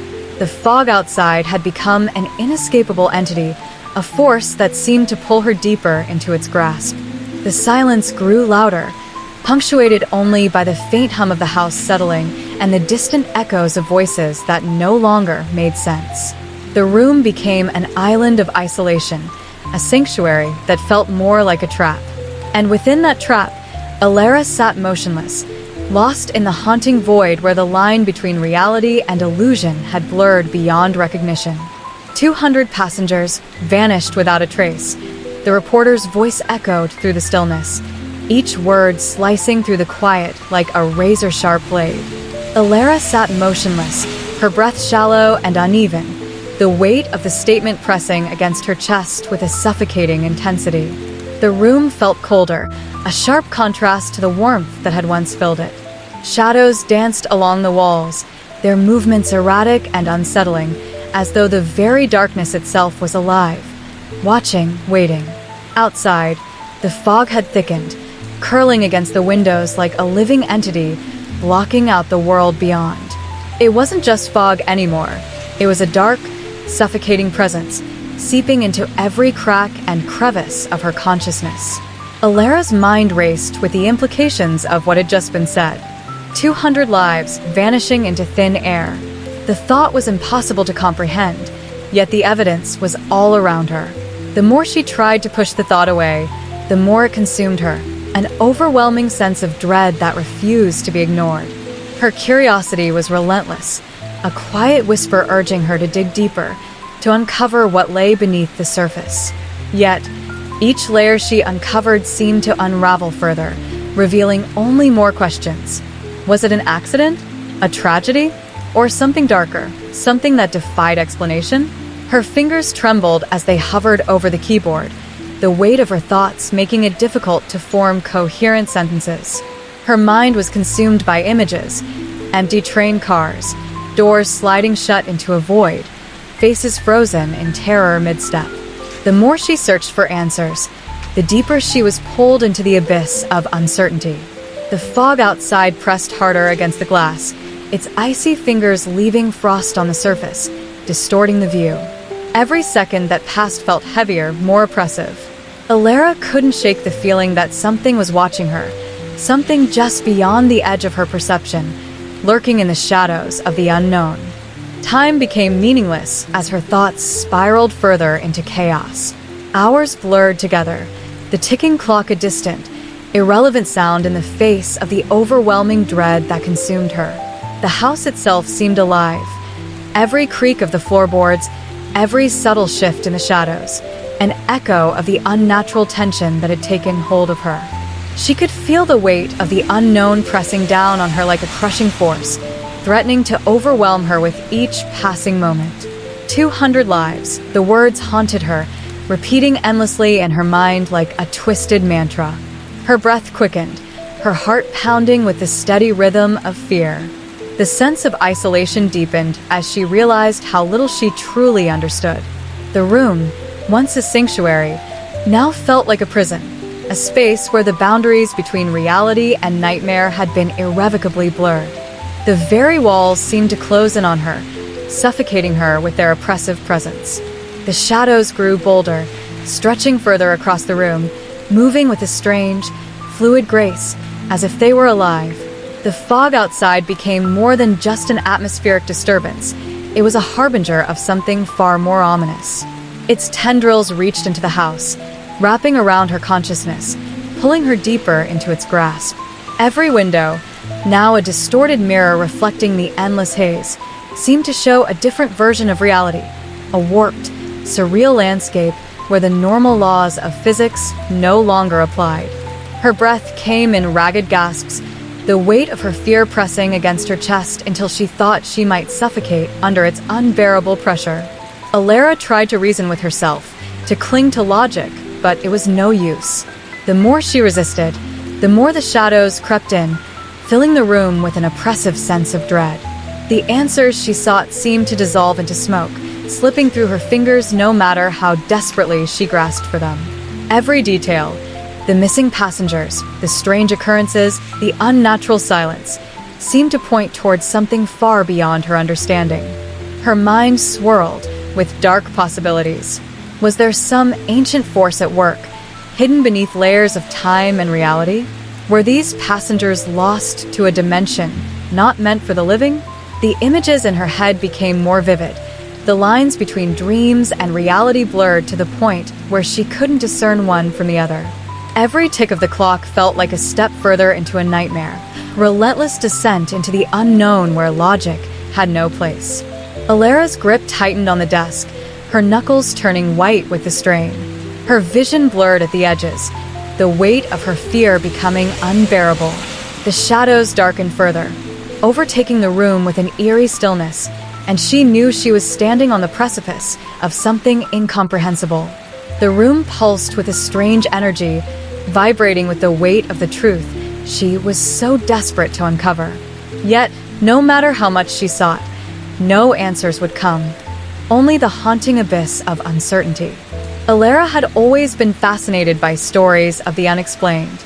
As a child, she would sit for hours listening to her grandfather's tales of mysterious disappearances and eerie legends, stories that were dismissed as old superstitions by most, but to her, they felt real, alive even. She'd spent countless nights poring over ancient tomes filled with accounts of unexplored territories, ghostly sightings, and unnatural phenomena. Each narrative seemed to unlock a hidden part of her mind, a part that craved the unknown, the forbidden, the things that no one dared to confront. There was a thrill in the hunt for truth, a sense of exhilaration that came from piecing together fragments of the impossible, where the boundaries of reality blurred and magic seemed possible. But nothing could have prepared her for what had happened to her town's commuter train, a cold, foggy evening when 200 lives simply vanished. The weight of the tragedy fell heavily on Alara's heart. It wasn't just a story anymore. It was real. Each passenger was more than just a statistic. They were faces, memories, families shattered, communities left without closure. For Alara, it became personal. Her fascination transformed into something more urgent, something that gnawed at her from within, demanding answers to a mystery that defied logic. The report spoke of the train entering a tunnel, and then nothing. No wreckage, no bodies, no physical evidence at all. Just an empty stretch of track where the commuters had once traveled to their destinations. Eyewitnesses described an unnatural fog that enveloped the train as it passed through the tunnel, a swirling mass that seemed to consume both the train and its passengers. Some claimed to hear strange, otherworldly whispers, while others spoke of the eerie silence that followed the train's disappearance, a silence that stretched for hours afterward. Alara couldn't shake the feeling that something far deeper and darker was at play. Her curiosity became a relentless force, pushing her to explore avenues no one else dared venture. She sifted through police reports, forensic data, eyewitness testimonies, and cryptic local myths, trying to find patterns, clues, anything that could give her a foothold. What she discovered was both fascinating and terrifying, a web of conflicting theories, fragmented memories, and strange occurrences that seemed to defy the natural order of things. Night after night, Alara immersed herself in the search. Her research became her sanctuary, her refuge from the overwhelming uncertainty of the outside world. The townspeople avoided her as whispers of obsession and madness began to circulate, their fear of the unknown growing palpable. Yet Ilara pressed on, driven by an unyielding desire to understand, to grasp the impossible and pull it into the light of reason. Her journey led her deeper into the history of the town, unearthing long-buried secrets about the tunnels beneath it. These weren't just tunnels for trains. They were ancient paths that had been used by smugglers, miners, and even rumored to be entrances to other realms. Tales of forgotten societies and forbidden knowledge emerged, their existence hidden beneath layers of time and neglect. The more she discovered, the more the line between myth and reality began to blur. The fog outside her window thickened as her obsession deepened. It crept in through the cracks of her house, curling around her like a ghostly shroud. It became harder to distinguish between what was real and what was imagined. Sleep eluded her as visions haunted her. Dreams of endless tunnels with no exits, spectral figures moving silently within the mist, and a haunting sense of loss that clung to her soul. Ilara's world shrank to the confines of her findings. Her once bustling life faded into the background as her focus intensified. She pored over maps and blueprints of the tunnels, tracing symbols and strange markings she could barely comprehend.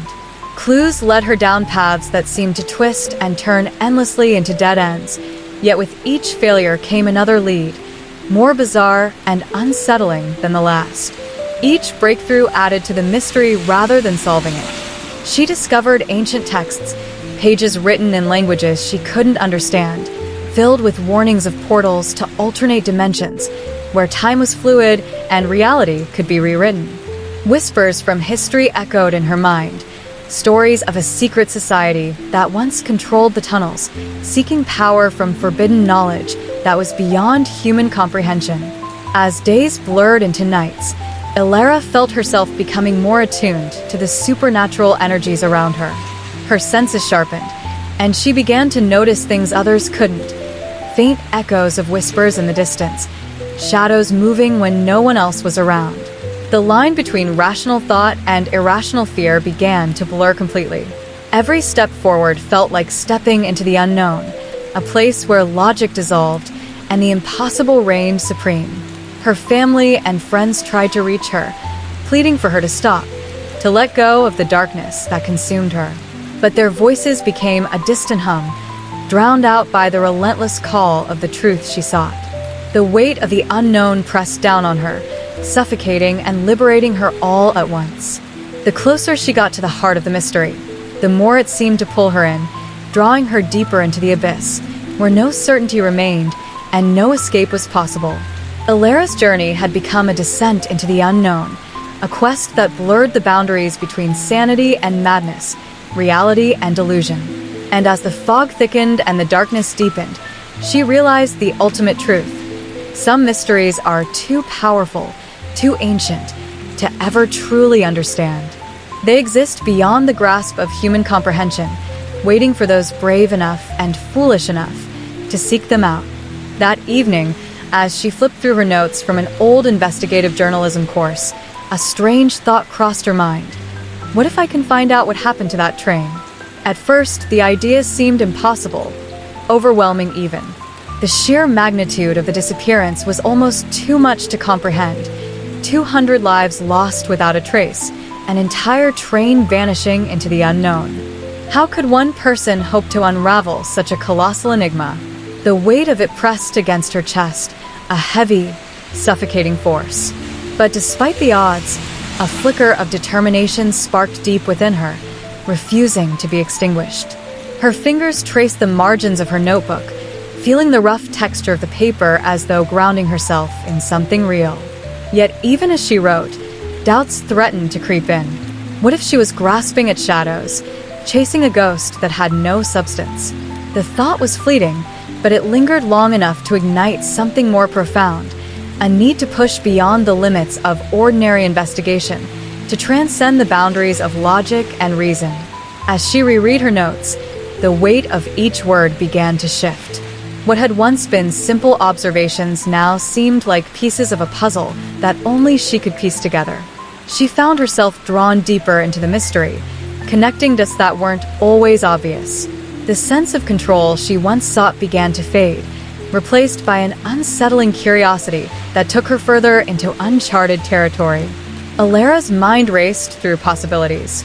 She thought back to every detail, the reports, the witness statements, the strange anomalies that had been brushed aside as coincidence.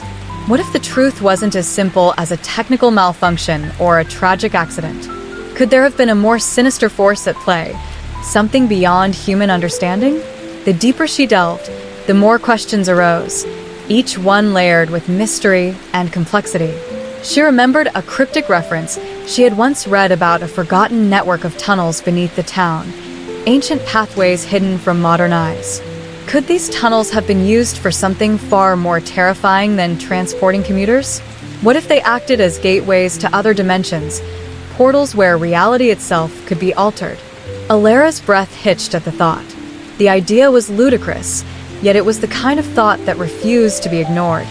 Her notes became a chaotic mix of ideas, theories, and fragments of forgotten history.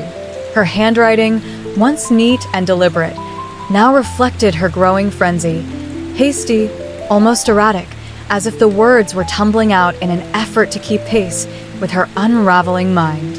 She spent hours piecing together strange occurrences, connecting threads of seemingly unrelated events, and finding commonalities that defied explanation. The more she uncovered, the more her world seemed to shift. Ordinary facts blended with the bizarre, creating a narrative that was impossible to untangle. The line between logic and madness blurred with each new revelation. Was it possible that the train had been enveloped by a supernatural force, a force that had taken the passengers into a dimension where time itself had ceased to exist? Every old journal entry, every forgotten tale, seemed to point toward a deeper truth, a truth that extended beyond simple facts and into the realm of the unknown.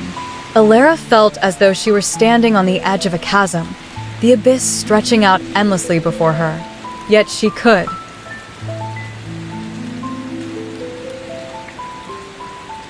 Not turn back, for the mystery had become a part of her, an obsession that consumed her thoughts and actions. The townspeople's fear began to manifest in subtle ways. Whispers in the streets, hurried conversations behind closed doors, and an underlying tension that hung in the air.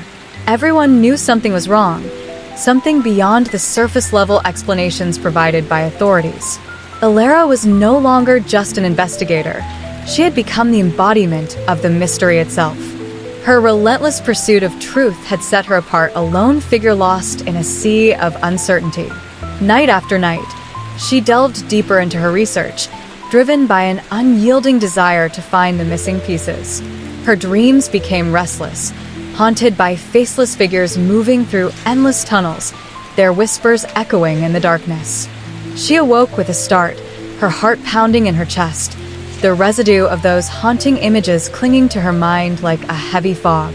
As the lines between reality and delusion began to blur, Alara realized she had crossed a threshold, one from which there might be no return. Her obsession had become a solitary journey into the heart of the unknown, where answers eluded her grasp and shadows danced just out of reach. The town's mystery had swallowed her whole, and yet she pressed forward, driven by an unquenchable thirst for knowledge that bordered on madness. With a notebook in hand, a flashlight at her side, and a quiet determination in her heart, Alara made her way to the station. The station was eerily quiet, save for the low hum of her flashlight cutting through the darkness. The dim light flickered occasionally, casting shifting shadows along the walls, making the abandoned platform seem almost alive. Each step echoed unnaturally loud in the stillness, the sound reverberating through the empty hallways like a ghostly whisper. But that wasn't what made her stop in her tracks. It was the atmosphere, the palpable sense of something beyond the ordinary. There was a heaviness in the air, a weight that pressed against her chest, as though the station itself was holding its breath. The usual hum of distant trains or the rustle of papers had vanished entirely, leaving a profound silence that seemed to stretch indefinitely. Alara's breath hitched, the faint chill of the air brushing against her skin. She tightened her grip on the flashlight, its beam trembling slightly as her fingers quivered. Her gaze flicked across the platform, searching for any sign of movement or life. But there was nothing, just the dim outlines of old benches and a lone, dusty ticketing machine, its screen flickering weakly. Every detail seemed heightened in that moment. The cracked tiles beneath her boots, the slow drip of water somewhere down the tunnel, and the faint smell of rust and decay lingering in the air. It wasn't just the absence of people that unnerved her. It was the way the very essence of the station seemed altered, as if some unseen force had woven itself into the very fabric of the place. Her heart thudded harder against her ribs, the sound echoing in her ears like a relentless drumbeat. The flashlight's light flickered again, casting strange shapes along the walls, shadows that seemed to shift and move even when the light was steady. A chill ran down her spine, and for a moment, she was certain that something was watching her from the darker corners of the station. But what unnerved her most was the faint whispering sound, soft yet distinct, as though hundreds of voices were speaking in hushed tones from the unseen depths. The words were too quiet to be understood, but their presence was unmistakable. It was as if the very walls themselves were murmuring secrets long forgotten, secrets that weren't meant to be heard. Alara's pulse quickened, her mind racing to comprehend what she was experiencing. Was this some hallucination, a trick of her imagination? Or was the station truly alive, holding on to memories that refused to fade? Her flashlight beam wavered, the cold metal of the handle slippery with sweat from her trembling grip. She closed her eyes for a brief moment, willing her breath to steady, but the whispers only grew louder, echoing through the station like a tide that refused to retreat. Each word, though inaudible, felt like a ghostly touch against her skin, sending shivers down her spine. The world around her seemed to shift once more, twisting reality into something surreal and otherworldly. Opening her eyes slowly, Alara scanned the platform once more, her senses heightened, every nerve alert. The shadows continued their dance, weaving through the dim light, but no clear figure emerged from the darkness. Yet the presence was undeniable, a pervasive, almost malevolent energy that had woven itself into the very essence of the station. In that haunting stillness, Alara's mind couldn't shake the thought. What if the train didn't just disappear? It became something more, something darker, something trapped within this haunting space. The question lingered in the air, a chilling specter haunting her thoughts as she took a tentative step forward, her flashlight beam cutting through the oppressive darkness. As she moved deeper into the station, the whispers grew louder, mingling with the sounds of her own breath. The atmosphere thickened, pressing down on her chest until it felt as though she were walking through a waking nightmare. Every breath felt heavier, every shadow more sinister. She could feel the unseen eyes following her, their presence closing in with each passing second. Her mind raced with fragmented thoughts, memories of forgotten legends and local myths, until they began to merge into a singular, haunting reality. The boundaries between her imagination and the tangible world blurred, blurring into a terrifying web of unknowns. The truth seemed almost too much to bear, and yet she couldn't bring herself to turn back. The deeper she went, the more it felt like the station itself was alive, an ancient, malevolent entity that had been waiting for her all along. The public intercom crackled. "They're still here, waiting." The message echoed through the station, sending chills down Alara's spine. Each word seemed to hang in the air, weaving through the silence like a ghostly presence. The familiar, mechanical sound of the intercom had become something altogether different, warped, distorted, almost alive. The monotone had morphed into a haunting whisper, filled with an unsettling resonance that seemed to tremble with a sinister undertone. It wasn't just a message anymore. It was a warning, a cryptic, sinister command that left her feeling like an intruder in a place she didn't understand. Alara's hands shook uncontrollably, her grip tightening around the flashlight as if it were the only tether to reality. The dim beam flickered against the walls, casting fleeting pools of light into the surrounding darkness. Shadows emerged from the corners, creeping closer with a malice all their own. They danced along the edges of the light, shifting shapes like restless spirits refusing to be contained. The air felt heavier with each passing second, as though the very atmosphere was being consumed by an unseen force, suffocating her. Her breath came in shallow, ragged gulps, visible in the cold air. Every sound, her footsteps, the hum of the flashlight, even the subtle shifts in her movements, seemed amplified, filling the void with a deafening silence that clawed at her sanity. They're still here, waiting. The intercom's whisper became more insistent, more commanding, until it seemed to consume the very essence of the station. The phrase echoed endlessly, looping in a maddening cadence that made it impossible to distinguish where reality ended and fear began. Alara's mind raced, fragments of memories and stories flooding her thoughts. She remembered tales of forgotten places, old, abandoned spaces where time had twisted, where the living and the dead coexisted in a haunting symphony. Was this one of those places? Was the station itself alive, a vessel for the lost souls of the commuters who had vanished without a trace? Every step forward felt heavier, her limbs struggling against the unnatural pull of the darkness. The flashlight flickered again, momentarily illuminating a ghastly sight, a figure standing at the edge of the light, distorted and shrouded in shadow, with hollow, glowing eyes that seemed to pierce through her very soul. She froze, her breath catching in her throat, heart pounding violently. The whispers intensified, coiling around her, suffocating her with their oppressive presence. The station was alive with whispers. Each breath taken in the suffocating stillness was accompanied by the haunting hum of voices she couldn't understand. They're still here, waiting. The words twisted in her mind, echoing through every thought like a mantra she couldn't escape. It felt as though the station had become a living entity, a prison for the lost and the forgotten, and Alara was slowly becoming a part of it, a captive in a web of spectral torment. Tears streamed down her face, her vision blurring as the weight of the haunting reality crushed her. Her mind struggled to process what she was experiencing, yet deep down, she knew there was no escape.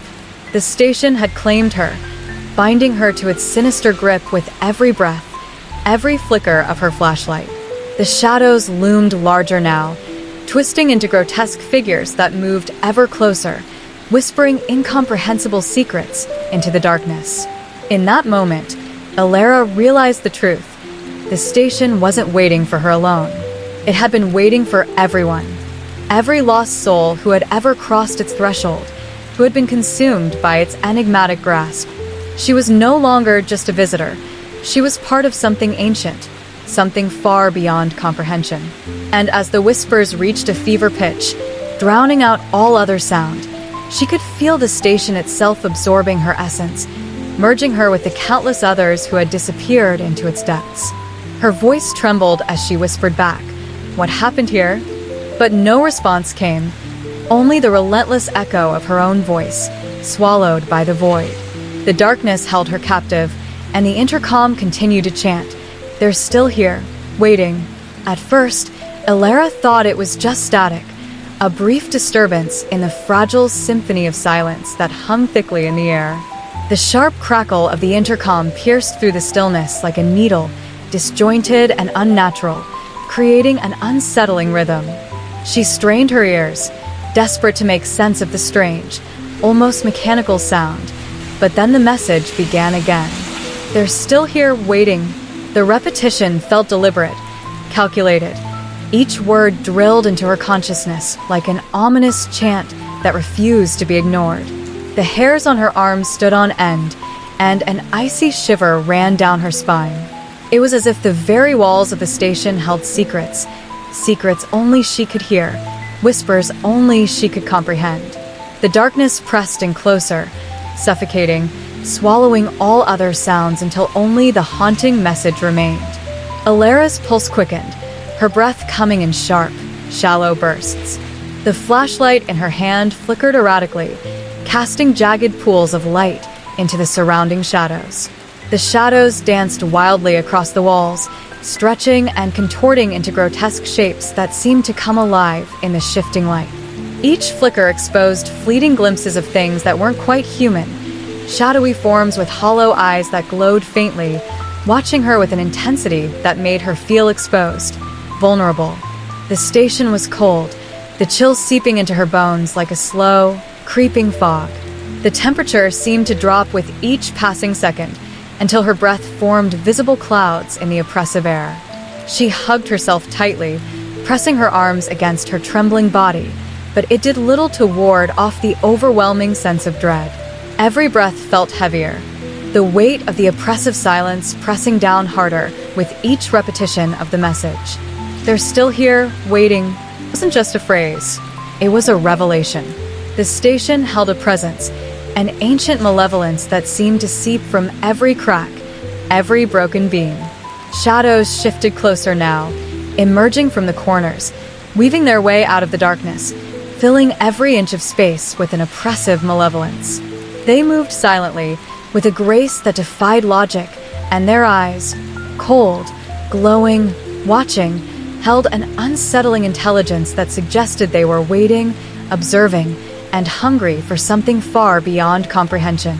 Alara's heart thundered in her chest as her thoughts spiraled into a chaotic maelstrom of fear and confusion.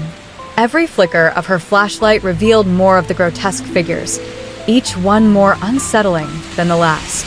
The whispers echoed in her mind, a relentless hum that refused to be silenced, forcing her to question the very nature of reality.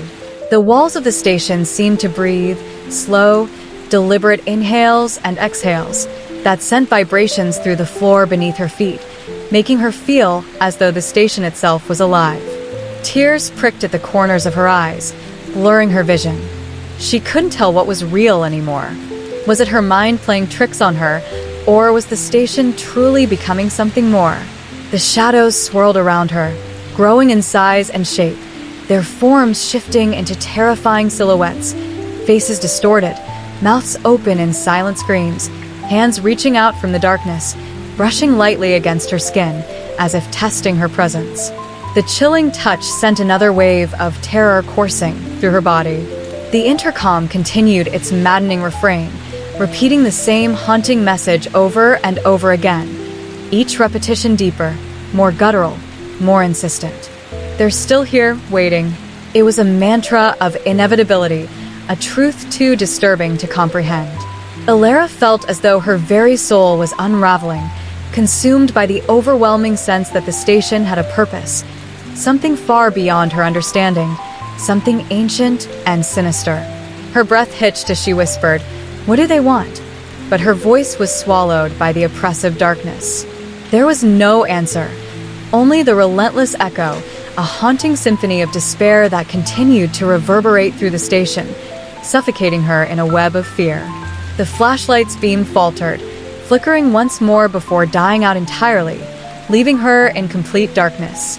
Yet she did not panic. There was no need. She could feel the presence of the shadows closing in around her, enveloping her in a cocoon of unseen, suffocating energy. They no longer needed to see her. She was already part of them. The message played on, a grim testament to the truth she now understood. "They're still here, waiting." "Who's waiting?" she whispered, her voice barely more than a breath in the vast emptiness that seemed to stretch endlessly around her. The air was thick, heavy with an unnatural stillness that clung to every breath she took. Shadows loomed in the corners of her vision, shifting and bending with a life of their own. The ground beneath her felt unstable, as if the entire station was tilting into a dark abyss.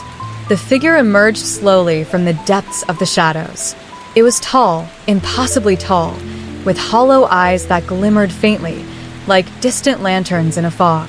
Its features were sharp, but soft, almost ghostly, with an unsettling calmness that radiated an otherworldly presence. Its movements were fluid, graceful, yet unnervingly detached from reality, like something born of the void, caught between dimensions. "They've been waiting for a long time," the figure said, its voice a smooth, low hum that reverberated in her chest, like the distant echoes of a forgotten song. "You're not the first to hear their whispers." Alara's breath hitched, her body trembling as the weight of the figure's presence pressed down on her. She took a step back, but the shadows seemed to crawl closer, their twisted forms flickering at the edges of her vision. There was no escape, no place to hide from the suffocating darkness. The figure's voice was soothing, but every word felt like a razor slicing through her mind, unraveling her sense of reality. They wait for something, the figure continued, its voice a soothing murmur, like a haunting lullaby for the broken and lost. Not just here, but in the spaces between. They listen, they watch, and they whisper to those who are willing to hear. Alara felt her legs buckle slightly beneath her, her knees threatening to give way. Every muscle in her body was taut with fear, but her mind refused to succumb entirely to panic.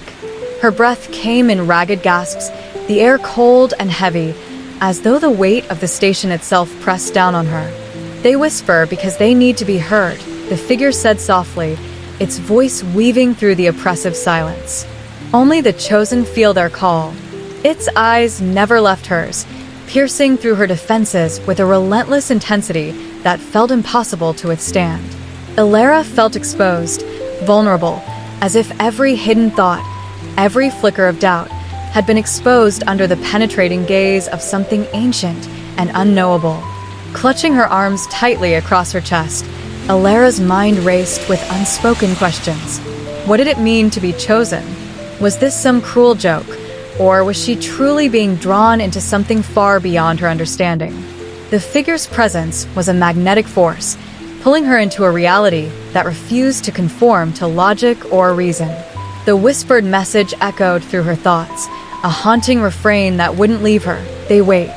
They've waited for centuries. And now, they wait for you. The figure's voice was slow, deliberate, and soothing in a way that seemed to bypass her conscious mind, sinking directly into her subconscious. Every word felt like a piece of her was being chipped away, her identity dissolving into the shadows that surrounded her. The silence pressed in tighter, heavy with the weight of 1,000 unspoken secrets. Alara couldn't breathe freely, the oppressive stillness wrapped around her like a suffocating shroud. Her flashlight flickered again, casting uncertain beams of light into the encroaching darkness. Shadows twisted and contorted in its glow, forming nightmarish shapes that seemed alive. The figure moved closer, its presence a void in the shifting light, devouring the edges of reality. The calm, measured cadence of its voice intensified the sense of inevitability. It knew, somehow, what was coming. And it was patient, waiting for the moment when Alara would finally succumb. There's no escape, the figure whispered, its voice so quiet it seemed to come from the very depths of her mind. They always get what they've waited for. Alara's pulse throbbed in her ears, a deafening reminder of her vulnerability. The room felt smaller, claustrophobic, as though the very walls were closing in, whispering with dark promises. The flicker of her flashlight cast strange, shifting shadows that seemed to mock her every movement, as if they were alive, specters yearning to consume her. Yet through the haze of fear, something deep inside her stirred, a glimmer of defiance, a spark that refused to be extinguished. She took a shaky breath, her voice cracking as she tried to find the courage to challenge the figure, to challenge the dark presence that threatened to consume her. "Why me?" she whispered, her voice trembling but firm. "Why now?" The figure's expression didn't shift, but its presence seemed to linger a moment longer, as if savoring the question. "You were meant to hear the whispers," it said softly. "Your path has been carved, and the waiting has ended." Alara's breath caught in her throat, her mind spinning with the implications.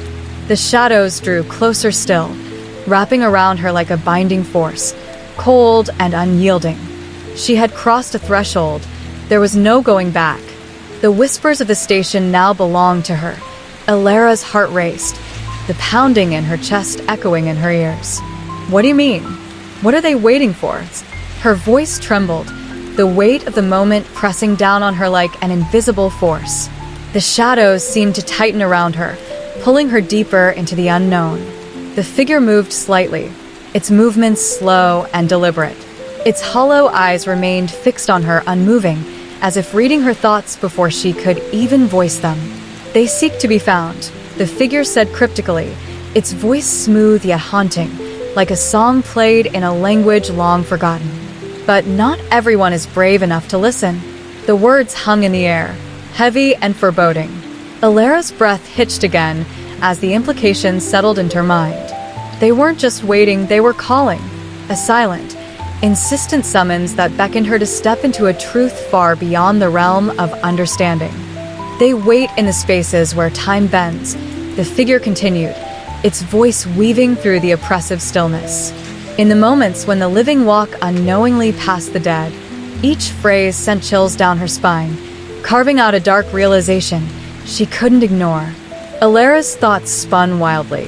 What did they want? Why her? The figure's words painted a picture of something ancient, something beyond her comprehension, a waiting game spanning beyond the limits of human existence. Every breath she took felt heavier, as if reality itself was bending in on itself, threatening to shatter. And what happens if I don't listen? Alara whispered, her voice cracking with fear and defiance. She could feel the darkness closing in further, a suffocating embrace that left her no room to move freely. The figure's gaze intensified, locking her in place. You'll still hear the whispers, it said softly. They'll always find a way to be heard.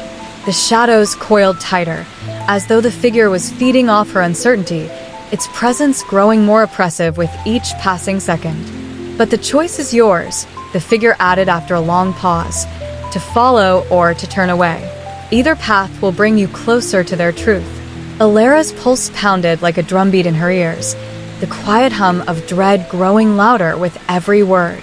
The line between reality and the surreal blurred further, and the station became a portal into a dimension she never imagined possible. The weight of the figure's presence pressed down harder, suffocating her will, yet awakening a fire within her, a hunger for answers that refused to be quenched. Why now? She finally asked, her voice stronger despite the tremor in her hands. Why am I hearing them? The figure's response was slow, deliberate, measured. Because you've always been searching, it said. You've listened to the stories, the mysteries, the whispers in the dark. Now, the time has come for you to hear the truth. Alara's breath hitched again as the realization sunk in. This wasn't a coincidence. This wasn't just another story or another mystery. This was personal, deeply intertwined with her own journey, her own pursuit of the unknown. The figure's presence loomed over her like a dark prophecy, one that had been foretold for her alone. Determined, Alara continued her quest with an unwavering resolve that seemed to grow with every passing day. She spoke with locals, retraced the train's route, and listened carefully to the quiet, haunting stories of those who still remembered the fateful day it disappeared.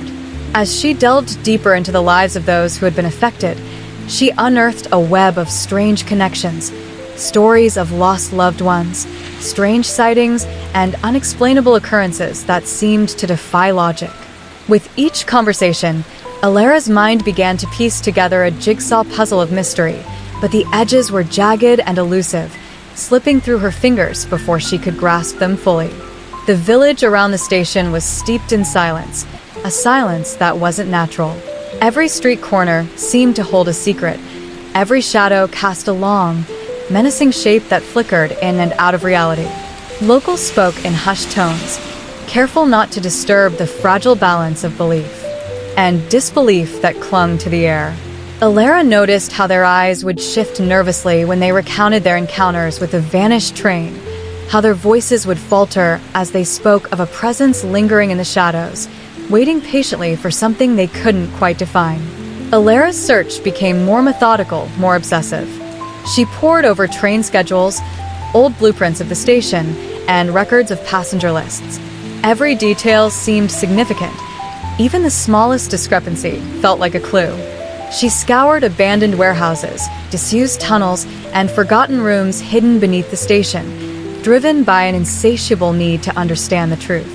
Yet, despite all her efforts, the message on the intercom grew louder, more insistent. They're waiting. It echoed through her mind, haunting her dreams, and slipping into her waking moments with an unsettling familiarity.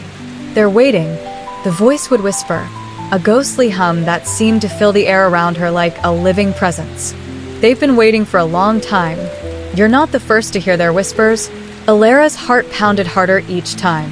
The message wasn't just a phrase anymore. It was a reality. She couldn't escape. The station began to feel less like a place and more like a portal to another dimension, where time warped and memories intertwined in a way that defied explanation. Her notebook filled with cryptic notes and sketches, but no amount of writing could capture the unease that gripped her. It was as if the station itself had a will of its own, shifting and molding the world around her into something unrecognizable. Her investigations led her deeper into the unknown. Shadows flickered and danced in her peripheral vision, whispering things only she could hear. The more she tried to make sense of it, the more the pieces refused to fit together. Alara began to see patterns in the chaos, stories of strange disappearances, eerie premonitions, and whispers from people who spoke of a place where the dead and the living coexist in a liminal space. Every creak of the floorboards, every distorted echo, became a clue to something much darker than she had ever imagined. The station held secrets that weren't just historical, they were ancient, woven into the fabric of existence itself. And yet, Alara felt strangely connected to it, as if her very presence had unlocked something that had been dormant for centuries. The message on the intercom grew more vivid. "They're waiting," it said again, this time accompanied by faint, mournful voices that blended into the static, calling out in desperate whispers. They wait for those brave enough to listen, those who dare to step into the unknown. The weight of this knowledge bore down on Alara, suffocating and exhilarating all at once. The line between the past and the present blurred further, and she began to feel a pull toward a reality where the impossible was possible, a world where time didn't flow in a straight line but spiraled in and out of existence.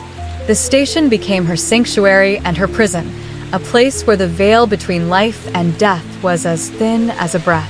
Despite her fear, Alara refused to back down. Each step she took into the darkness felt like a leap of faith, a descent into the abyss where answers awaited, no matter how perilous the journey.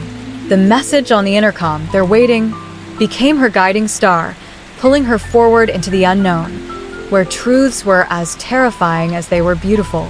As Alara pieced together the scattered clues, her investigation led her deeper into the forgotten reaches of the town. The trail, once faint and elusive, now pulled her toward an abandoned rail yard hidden deep within the dense, whispering woods. The path was overgrown with tangled vines and gnarled branches, each step echoing softly against the stillness of the night. The air was thick with the scent of damp earth, the faint rustle of leaves, and an unsettling sense of something watching her from the shadows. Every creak of a distant branch, every rustle of the underbrush, felt deliberate, as if the forest itself was holding its breath in anticipation. The rail yard was a place where time seemed to stand still, untouched by the modern world. Rusted tracks wound their way through the trees, snaking toward a forgotten platform where the remnants of a once bustling hub lay buried beneath decades of dust and neglect. Old freight cars stood still, their rusted metal bodies leaning precariously on decaying wheels that had long lost their former purpose. In the heart of the rail yard, a haunting silence enveloped everything.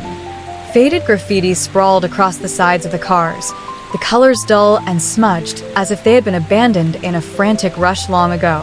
The windows were shattered, glass crunching beneath her boots with every step. Inside, Alara found rows of seats, once plush and comfortable, now shredded and filled with fragments of forgotten stories. Whispers seemed to linger in the air, faint echoes of conversations once had in the confined spaces, a lingering sense of presence that refused to be ignored. The wind shifted, and with it came a chorus of quiet murmurs, low, indistinct voices that seemed to emerge from the very bones of the place. Alara paused, her breath catching in her throat. She held her notebook tightly, the pages trembling slightly, as if the weight of what she was uncovering was too much for the fragile paper to bear. Every fiber of her being was attuned to the subtle shifts in the environment, tiny signs that hinted at something larger than just a missing train. The train was no ordinary relic. It was a vessel of memories, a bridge between the living and the dead. The longer Alara stayed, the more the whispers grew, weaving together tales of passengers who had vanished without a trace. The air seemed to hum with unseen energy, as though the spirits of those lost were trying desperately to communicate, to share the burden of their forgotten existence. The rusted metal exhaled its secrets in broken murmurs, names she couldn't quite recall, stories she couldn't quite piece together. Shadows flitted across the ground, moving with a life of their own, flickering against the pale beams of her flashlight. The landscape seemed to shift, subtly as though reality itself bent to accommodate the weight of the past. Every inch of the rail yard was a testament to the passage of time, a vast repository of sorrow and unanswered questions. Alara's fingers traced the cold, jagged edges of a torn seat, her mind racing through possibilities. She had come seeking answers, but what she found was far more unsettling, an entire world of unfinished lives, stories left behind in a haze of mystery. The symbols etched into the rusted surfaces, the faded photographs tucked away in corners, and the fragments of voices drifting in the darkness all pointed toward a greater, darker truth. As she ventured deeper into the train's remnants, the atmosphere grew heavier, the whispers more insistent. Her heart pounded in her chest, a rhythmic counterpoint to the haunting lullaby of the rail yard. The night seemed alive with the echoes of forgotten tragedies, a tapestry of sorrow woven through the abandoned tracks and twisted metal. Every detail, no matter how small, felt significant, as if each clue was another link in a chain of an unsolvable enigma. The rail yard became a stage for a haunting performance, one where Alara was both investigator and audience. The lines between reality and the supernatural blurred, and she couldn't help but feel that the very ground beneath her feet pulsed with the restless energy of those who had been lost to history.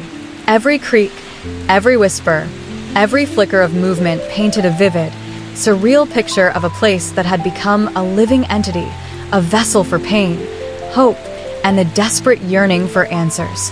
"They're still here," she whispered aloud, her voice steady, though it trembled slightly at the edges.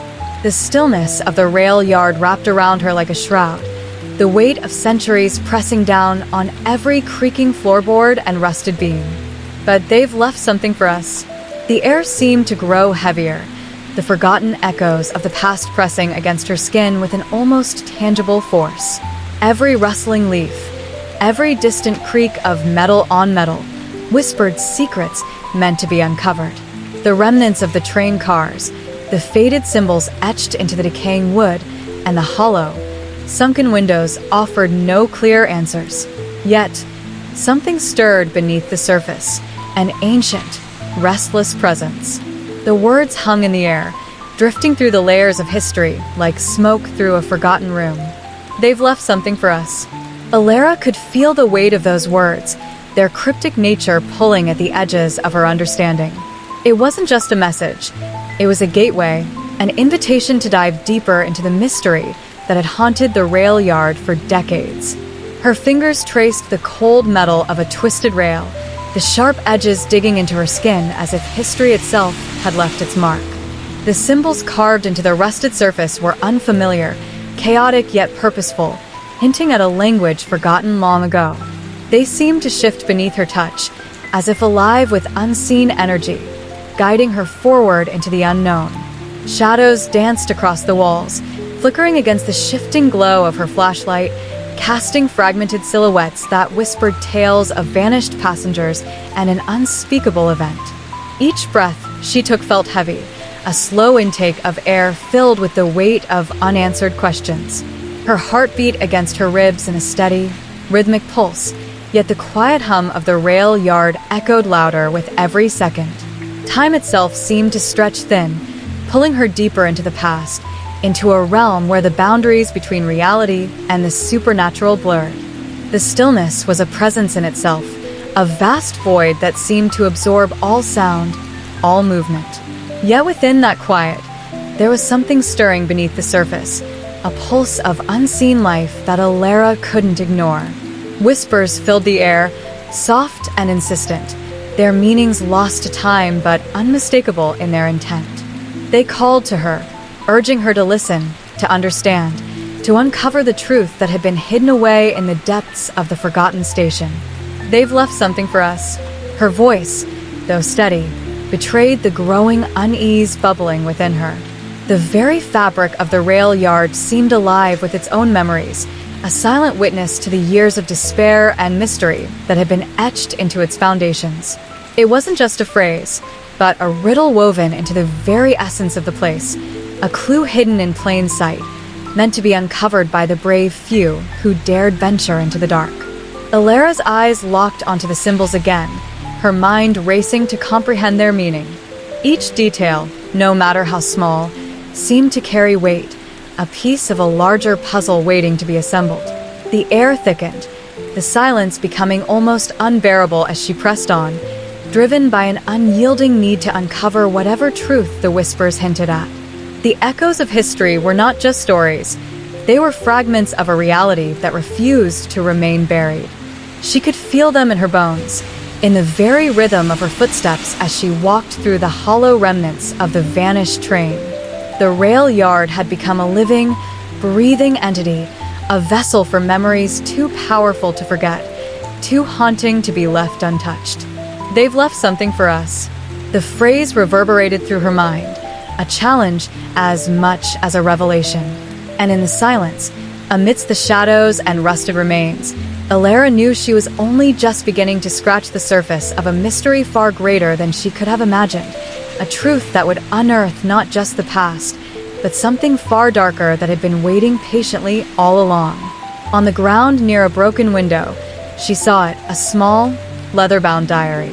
The leather was cracked along the spine, the surface worn smooth by years of handling. The corners were frayed, the edges darkened with age, yet there was an undeniable sense of solemnity about it. Carefully, Alara picked it up, her fingers brushing lightly against the rough surface, as if afraid to disturb whatever secrets it might hold. The weight of the diary felt ancient, as if it had been carrying stories too heavy to be contained within its small dimensions. She flipped open the cover, her breath shallow as the first page revealed itself, a glimpse into a world that seemed far removed from the present. Inside, the first few lines were scrawled in faded ink, the letters trembling with uncertainty, as though written by someone struggling to grasp the reality of what had happened. The entries were fragmented, each page offering only brief moments in time, a snapshot of a journey frozen mid-step. At first glance, the words appeared simple, almost mundane, but as Alara read deeper, the true weight of the stories began to unfold. There were no grandiose revelations, no detailed accounts of moments of heroism or adventure. Instead, the diary painted a picture of quiet desperation, a world where the mundane could no longer shield against the inexplicable, where reality blurred into something far darker. The train was supposed to continue. One entry read, "The ink smudged as if the writer had been in tears when it was written." But something changed. They weren't ready for the stop, and now, they're lost. The words echoed in Alara's mind, lingering long after she closed the diary. As she flipped through the pages, a pattern began to emerge, a repetition of fear, longing, and an overwhelming sense of helplessness. The handwriting became increasingly erratic, the lines wavered, and in some places, the ink dripped down like tears, staining the page. The diary wasn't merely a recounting of events, it was a living testament to a tragedy that had never been fully acknowledged. Each word seemed to carry a weight that pressed down upon her chest, forcing her to acknowledge the gravity of what had transpired. Some entries were written in the midst of chaos, scribbled hastily on paper torn from train schedules, their edges rough and uneven. These fragments conveyed a desperate attempt to hold onto reality, to cling to order when everything had fallen apart. There were accounts of whispered conversations, strange symbols drawn in margins, and brief descriptions of moments that defied logic. A sense of urgency was imbued in every word, as if the author feared that the truth might vanish along with the train. One particular entry stood out, the final page of the diary almost fading into near obscurity, its ink a ghostly hue. "Find the story behind the whispers," it read, "and you'll find the truth. Alara's breath hitched as she traced her fingers over the faded lines.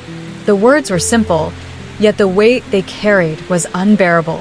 As the candlelight flickered on the last page, casting shadows across the room, Alara could feel a presence looming over her, an unseen force, a force far older than the diary itself. The passengers' stories were not just stories. They were memories woven into existence, fragments of lives caught in an eternal loop, trapped between reality and something far more elusive. "They're still here," she whispered aloud, her voice breaking the silence with an almost reverent tone. "But they've left something for us." The room seemed to pulse with an unseen energy. Alara's hands trembled as she closed the diary, its weight heavier than before. She realized then that the whispers, the cryptic symbols, and the haunting messages were not mere coincidences. They were the threads binding her to a truth far beyond her comprehension. The diary had given her the key to understanding a mystery that had been waiting in the shadows for centuries, and the only way forward was through the pain and sacrifice of those who had come before. Determined, Alara held the diary close to her chest, her heart pounding with a renewed sense of purpose. She knew now that her quest wasn't just about uncovering answers. It was about honoring the memories of those lost souls, giving them a voice in a world that had long since abandoned them. With every step deeper into the darkness, she became more attuned to the echoes of the past, each page revealing a new piece of a puzzle that would reshape everything she thought she knew about the vanishing train. The diary wasn't just a book. It was a gateway into a reality that defied the limits of human understanding. And Alara was no longer just an investigator.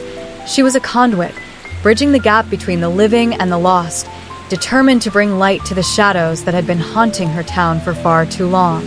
The stories within the diary seemed to breathe on their own, as though the very paper held the essence of those who had written them. The weight of their longing and sorrow pressed down on her soul, deepening her resolve. Alara understood that the answers she sought would not come easily. Each symbol, each word carved into the pages, was a challenge that demanded more than just logic or deduction. It required courage, intuition, and a willingness to confront the unknown. Every corner of the diary seemed to hold a secret, waiting to be uncovered.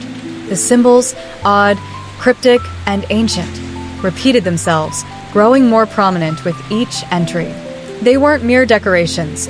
They were messages, instructions, warnings perhaps, guiding her toward a deeper understanding of what had happened. Alara's mind raced as she imagined the people who once held this diary, a group bound by an unshakable bond, their fates intertwined through tragedy. Their lives had been forever altered by the same unknown force that continued to haunt the station, whispering its haunting message even now. The passengers weren't merely passengers. They were participants in a story that had yet to be fully told. In those final moments, as she stared at the last page, Alara knew her journey was far from over. The truth was a labyrinth, one that she would have to navigate with care, understanding that the answers she sought might be far darker, far more disturbing than she could ever anticipate. But with the diary in her grasp, she was no longer alone. The echoes of those who had come before would guide her, as would her own determination to uncover the truth hidden beneath the veil of forgotten memories. They aren't waiting for us to rescue them, Alara realized, her voice barely a whisper in the oppressive silence of the abandoned station. They're waiting for us to understand them. The words hung in the air like a haunting echo, reverberating through the empty corridors and dimly lit tunnels. Alara's breath came in shallow gasps, her mind spinning as the weight of the revelation settled upon her. She had imagined mysteries before, unraveling them piece by piece, stringing together clues like pearls on a string. But this was different. This wasn't just an investigation into facts or logic. It was an exploration into something deeper, something far more personal. These were not simply missing people. They were souls yearning to be recognized, understood, and remembered. The dim flicker of her flashlight cast unsettling shadows against the cold, lifeless walls. The station, long abandoned by its passengers, now seemed to hold a presence far beyond its physical decay. Alara could feel the weight of those lost souls pressing against her, their silent pleas whispering through the cracks and crevices of the old building. They were not ghosts in the traditional sense. There was a raw, unyielding truth to their existence, one that defied the boundaries of life and death. They weren't seeking solace in the afterlife. They were waiting, trapped between worlds, for someone to listen. The diary she had found earlier sat heavily in her backpack, its pages filled with cryptic drawings, fragmented memories, and strange symbols that seemed to pulse with life whenever she returned to them. Each entry was a glimpse into the mind of someone who had once lived, someone whose story had been torn away too soon. And though Alara couldn't understand all of it, the message was unmistakable. They were telling their own story, piece by piece, urging her to comprehend their plight in ways no one else could. "They're not asking us to solve their disappearance," Alara murmured to herself, her voice steady despite the tremor in her hands. "They want us to understand why they're still here, why they've refused to leave." As she sat in the dim light of the station, the notebook open in front of her, Alara began to piece together the fragments of a history that had long been hidden from the living world. Each clue she uncovered, the faded photographs, the reports written in hurried, panicked hand, revealed a narrative that was eerily consistent. The train had not simply vanished. It had disappeared into a dimension of unanswered questions and unresolved emotions, trapping its passengers in a liminal state between existence and oblivion. Every step she took deeper into the forgotten corners of the station brought her closer to the truth, but with each revelation, the burden of understanding grew heavier. These weren't simply stories of loss. They were stories of hope lost, dreams stolen, and lives frozen in time. The passengers weren't waiting passively. They were trying to communicate. They were reaching out through the thin veil that separated the living from the dead, desperate for someone who could hear their cries and piece together the fragments of their fate. "It's not just about finding their bodies," Alara whispered, her voice trembling with realization. "It's about restoring their place in the world and history." The notion that they were waiting for acknowledgement, for recognition of their lives, made her heart ache. It wasn't enough to bring them to rest in the traditional sense. What they sought was deeper, an understanding that transcended the physical realm. Alara's mind flicked to the countless stories she had read over the years, of hauntings and spirits left behind with unfinished business. But this wasn't a ghost story. It was more a haunting, yes, but one rooted in the very fabric of memory, of identity. They weren't shadows with no purpose. They were people whose stories had been interrupted, and in the quiet understanding she offered, there was a chance to piece together the pieces of their legacy. As her flashlight flickered again, casting fleeting pools of light into the darkness, Alara could feel the weight of expectation pressing down on her. They weren't just waiting for recognition. They were waiting for their story to be understood in a way that would leave a lasting mark on the world, allowing their presence to live on through memory and understanding. The line between the living and the dead blurred, and in that space, Alara realized her role was not merely to search, but to listen, to understand, and to carry their story forward. "They don't need us to rescue them," Alara repeated to herself, her voice steady and unwavering. "They need us to honor them." And with every piece of evidence she uncovered, every cryptic note she deciphered, she felt closer to that understanding. The journey was far from over, but now, more than ever, she was determined to give their story the life it deserved. Days later, Alara's story was shared far beyond her small town. The mysterious train, once a haunting enigma, began to take on a deeper and more profound significance, a symbol of the stories we leave behind. It wasn't just a ghostly memory drifting through the minds of a few, but a powerful representation of the unseen forces that shape our reality. The whispers, once eerie and elusive, became a steady hum, a guiding presence that drew in those who were willing to listen. As the word spread, a tapestry began to form, interweaving stories from people who had once dismissed the supernatural as mere coincidence. Strangers reached out, their voices trembling as they recounted dreams, visions, and unexplained occurrences connected to the train's disappearance. Researchers, historians, and curious souls from across the country delved into ancient texts, faded photographs, and even old folk tales to find any trace of the lost passengers and the journey they once embarked on. Alara became more than an investigator. She became a catalyst for something far greater. With each interview and archive she unearthed, the mystery deepened. She started to see patterns, connections between unrelated events, and pieces of a narrative that had been fragmented over time. The train was no longer a singular event, but a metaphor for the forgotten chapters of human history, the untold tales of those whose lives were abruptly ended or altered by forces beyond their control. What captivated Alara wasn't just the train's physical disappearance, but the absence of acknowledgement for those who had been a part of it. Their voices, their hopes, and their final moments had been buried beneath the weight of bureaucracy, misinformation, and the passage of time. And yet, the more she uncovered, the more she realized that those stories couldn't be erased so easily. They persisted in the spaces between fact and legend, in the fragments of memory preserved by those who refused to let them fade. In the quiet spaces where the living and the forgotten converge, Alara felt a profound sense of duty to honor not just the lost, but the living who carried their stories forward. The whispers, no longer confined to echoes, became a melody of shared sorrow and hope, a reminder that every life, every journey, regardless of how brief or mysterious, leaves an indelible mark on the world. The deeper Alara went, the more she understood that the train wasn't just a vessel lost in time. It was a reflection of human longing for meaning and connection. Every clue uncovered added another layer to the mystery, revealing not just the facts, but the emotions and beliefs that shaped those who had been left behind. The train story became an exploration of loss, but also of survival. How we remember, how we forget, and how, through understanding, we create a legacy that surpasses the boundaries of mere history. As the months passed, the whispers didn't vanish. Instead, they transformed into something more tangible, an enduring presence that couldn't be ignored. The voices of the past became voices of the present, urging society to acknowledge the unacknowledged, respect the unrecognized, and embrace the mysteries that still haunt the corners of our collective consciousness. In the end, Alara's journey was not just about solving the mystery. It was about awakening a deeper sense of empathy, unity, and reverence for the stories that shape us all.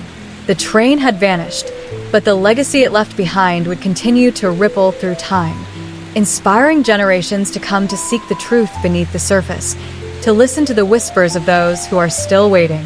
And in the quiet moments, Alara would still hear them, faint echoes of those who once rode the vanished train, waiting. At first, the sounds were soft, almost imperceptible, like the distant hum of a forgotten memory slipping through the cracks of her consciousness. They came to her in dreams, visions of faces, voices calling out from the shadows, whispering softly as if to remind her that the journey was far from over. The more she listened, the clearer their presence became. It wasn't merely an auditory experience. It was a shared connection that transcended time and space. Each echo was layered with emotion, loss, longing, and a desperate plea for acknowledgement. It was as if the train's passengers existed beyond the boundaries of history, floating between the real and the imagined, refusing to be confined by the limits of human understanding. Alara would sit by the window at night, the moonlight filtering through the glass, and feel a strange stillness settle over her. In those moments, the weight of the world seemed to lift, and the echoes grew louder, more vivid. She could almost hear conversations, small, intimate exchanges lost to history, played out in the silence of her thoughts. They spoke of dreams unfulfilled, journeys interrupted, and memories that had been locked away, waiting for someone to release them. Sometimes, the echoes were so profound that they felt like physical presences in the room. A chill would creep down her spine, and she'd sense the soft rustle of unseen passengers shifting weight as they adjusted to the unyielding void they found themselves trapped in. They were not angry, not vengeful, just longing to be heard, to be recognized as more than a forgotten tragedy. In those moments of connection, Alara felt an overwhelming responsibility to bring their stories into the light, to bridge the gap between the living and the departed. The train had vanished, but their voices had not. Just as memories are never truly lost, only misplaced. They were waiting, not for rescue, but for understanding, a kindred spirit who could listen and share their burden of silence. As the echoes continued to grow stronger, they began to shape her thoughts, guiding her toward new insights about loss and preservation of memory. The stories whispered to her about the importance of empathy, of keeping alive the voices of those who had been cast aside by history. And in return, Alara's understanding deepened, becoming a vessel through which the forgotten could find solace and expression once more. Each quiet moment became a gateway, a space where the line between past and present blurred, where the echoes were more than just remnants of a bygone era. They were a powerful reminder of how deeply connected we are to the ones who came before us, and how, even in silence, the bonds of shared humanity remain unbreakable. In those moments, Alara knew that the train's passengers were not truly lost. They had simply found a new way to communicate, to exist beyond the physical plane, waiting in the space between thoughts and memories, where their stories continued to resonate, echoing through the corridors of time. As Alara turned off the flashlight and walked away from the station, a soft, soothing voice whispered in her mind. "They're always with us, you just have to listen." The words lingered in her thoughts, weaving through her consciousness like a gentle melody, comforting yet enigmatic. She paused for a moment, letting the echo of that quiet assurance settle over her. In the stillness, she realized how profound the message truly was. Not just the idea that those lost souls remain nearby, but the deeper truth that their stories, their unfulfilled dreams, and their unspoken longings could still be felt and understood if only one was open to the whispers of history. It was as though the fabric of reality had been woven with threads of memory, and by listening closely, she could touch those threads, feel the delicate weave of lives once lived. Her heart felt lighter, and for the first time in weeks, sleep found her quickly. The darkness no longer seemed so daunting. Instead, it became a canvas, a space where stories could unfold in dreams, painting vivid images of forgotten moments, faces, and voices. The weight that had been pressing on her chest began to lift, and peace gently settled in its place. Alara lay in bed, eyes closed, the warmth of comfort enveloping her. The echoes no longer seemed distant or haunting. They were companions, a comforting presence that had become a part of her existence. It was a reminder that even in the unknown, stories have the power to heal, to offer solace in moments of uncertainty. As sleep embraced her, she envisioned a world where the past and present coexisted in harmony, a realm where the lines between life and memory blurred, where the voices of the forgotten became guides rather than ghosts. She saw them in her mind's eye, not as victims of tragedy, but as kindred spirits, standing alongside her, sharing the weight of existence with a shared understanding of what it meant to be truly seen and heard. The whispers in her mind continued to hum softly, weaving through her dreams like a lullaby. Each word a gentle reminder that even in the face of mystery and loss, there is beauty in remembrance, beauty in the quiet acknowledgement of those who came before, whose stories are an integral part of the tapestry of life. When she awoke, the sun filtered through the blinds, casting a gentle glow over the room.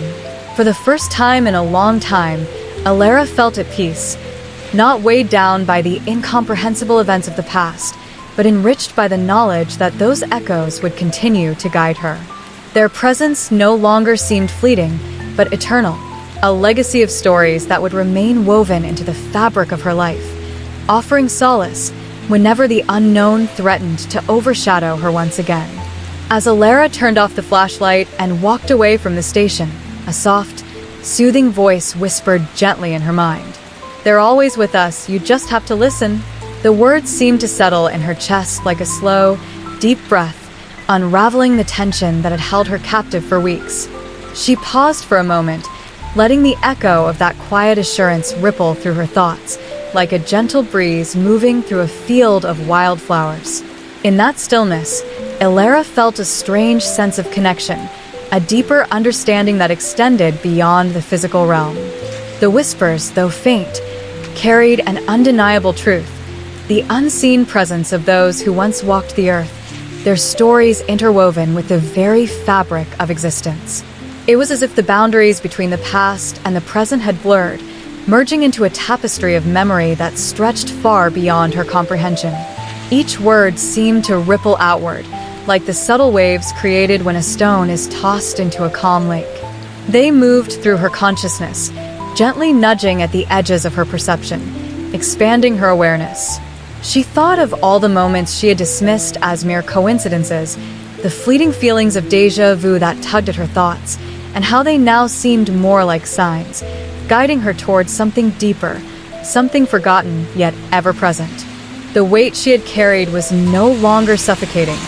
Instead, it was light and comforting. The knowledge that those echoes were not ghosts or figments of imagination, but a living legacy of collective memory, gave her a sense of purpose she hadn't realized she had been searching for. There was a serenity in knowing she wasn't alone, never truly alone, in her quest to understand the mysteries of the past. Her heart felt lighter, and for the first time in weeks, sleep found her quickly. The darkness no longer felt oppressive but welcoming, a space where stories could unfold in vivid detail, where the boundaries between reality and the dreamscape blurred into a shared experience. The lingering thoughts from the station were no longer fragments of an unsettling mystery. They were companions, weaving through her subconscious with a steady rhythm, guiding her deeper into the layers of history that held both pain and beauty. Ilara's dreams were filled with vivid images, faces long forgotten, places lost in time, voices whispering tales of longing and joy, sorrow and triumph. The stories painted in her sleep were not linear but fragmented, like shattered memories pieced together in the quiet corners of her mind. They danced together in surreal symphonies of color and emotion, each one a testament to the lives lived and the journeys that never truly end. When she awoke, the sun streamed through the window with a gentle glow, casting warm patterns across the room. A peaceful calm settled over her, something she hadn't experienced for a long time. The weight that once anchored her down had transformed into a quiet strength, a reservoir of shared stories, of connections that transcended time, and of whispers that would continue to echo in the quiet moments. The memories weren't haunting anymore. They were a source of comfort, a reminder that even in the face of uncertainty, there was meaning in the unseen, a hidden beauty in the complexity of life's mysteries. Each whisper became a soft guiding light, illuminating paths through the unknown. Ilara sat in that serene space, the echoes of the past no longer distant, but intimately intertwined with her sense of self, a part of her journey toward understanding and acceptance. And in the quiet moments, she still heard them, the faint whispers of those who had walked the same roads, whose voices continued to resonate in the space between memory and reality. They weren't waiting for her to solve their puzzle. They were waiting for her to hear them, truly hear them. And in that listening, a deeper bond was formed. It was a bond that transcended time and space, a quiet pact between past and present, between those who were remembered and those who would continue to carry their stories forward.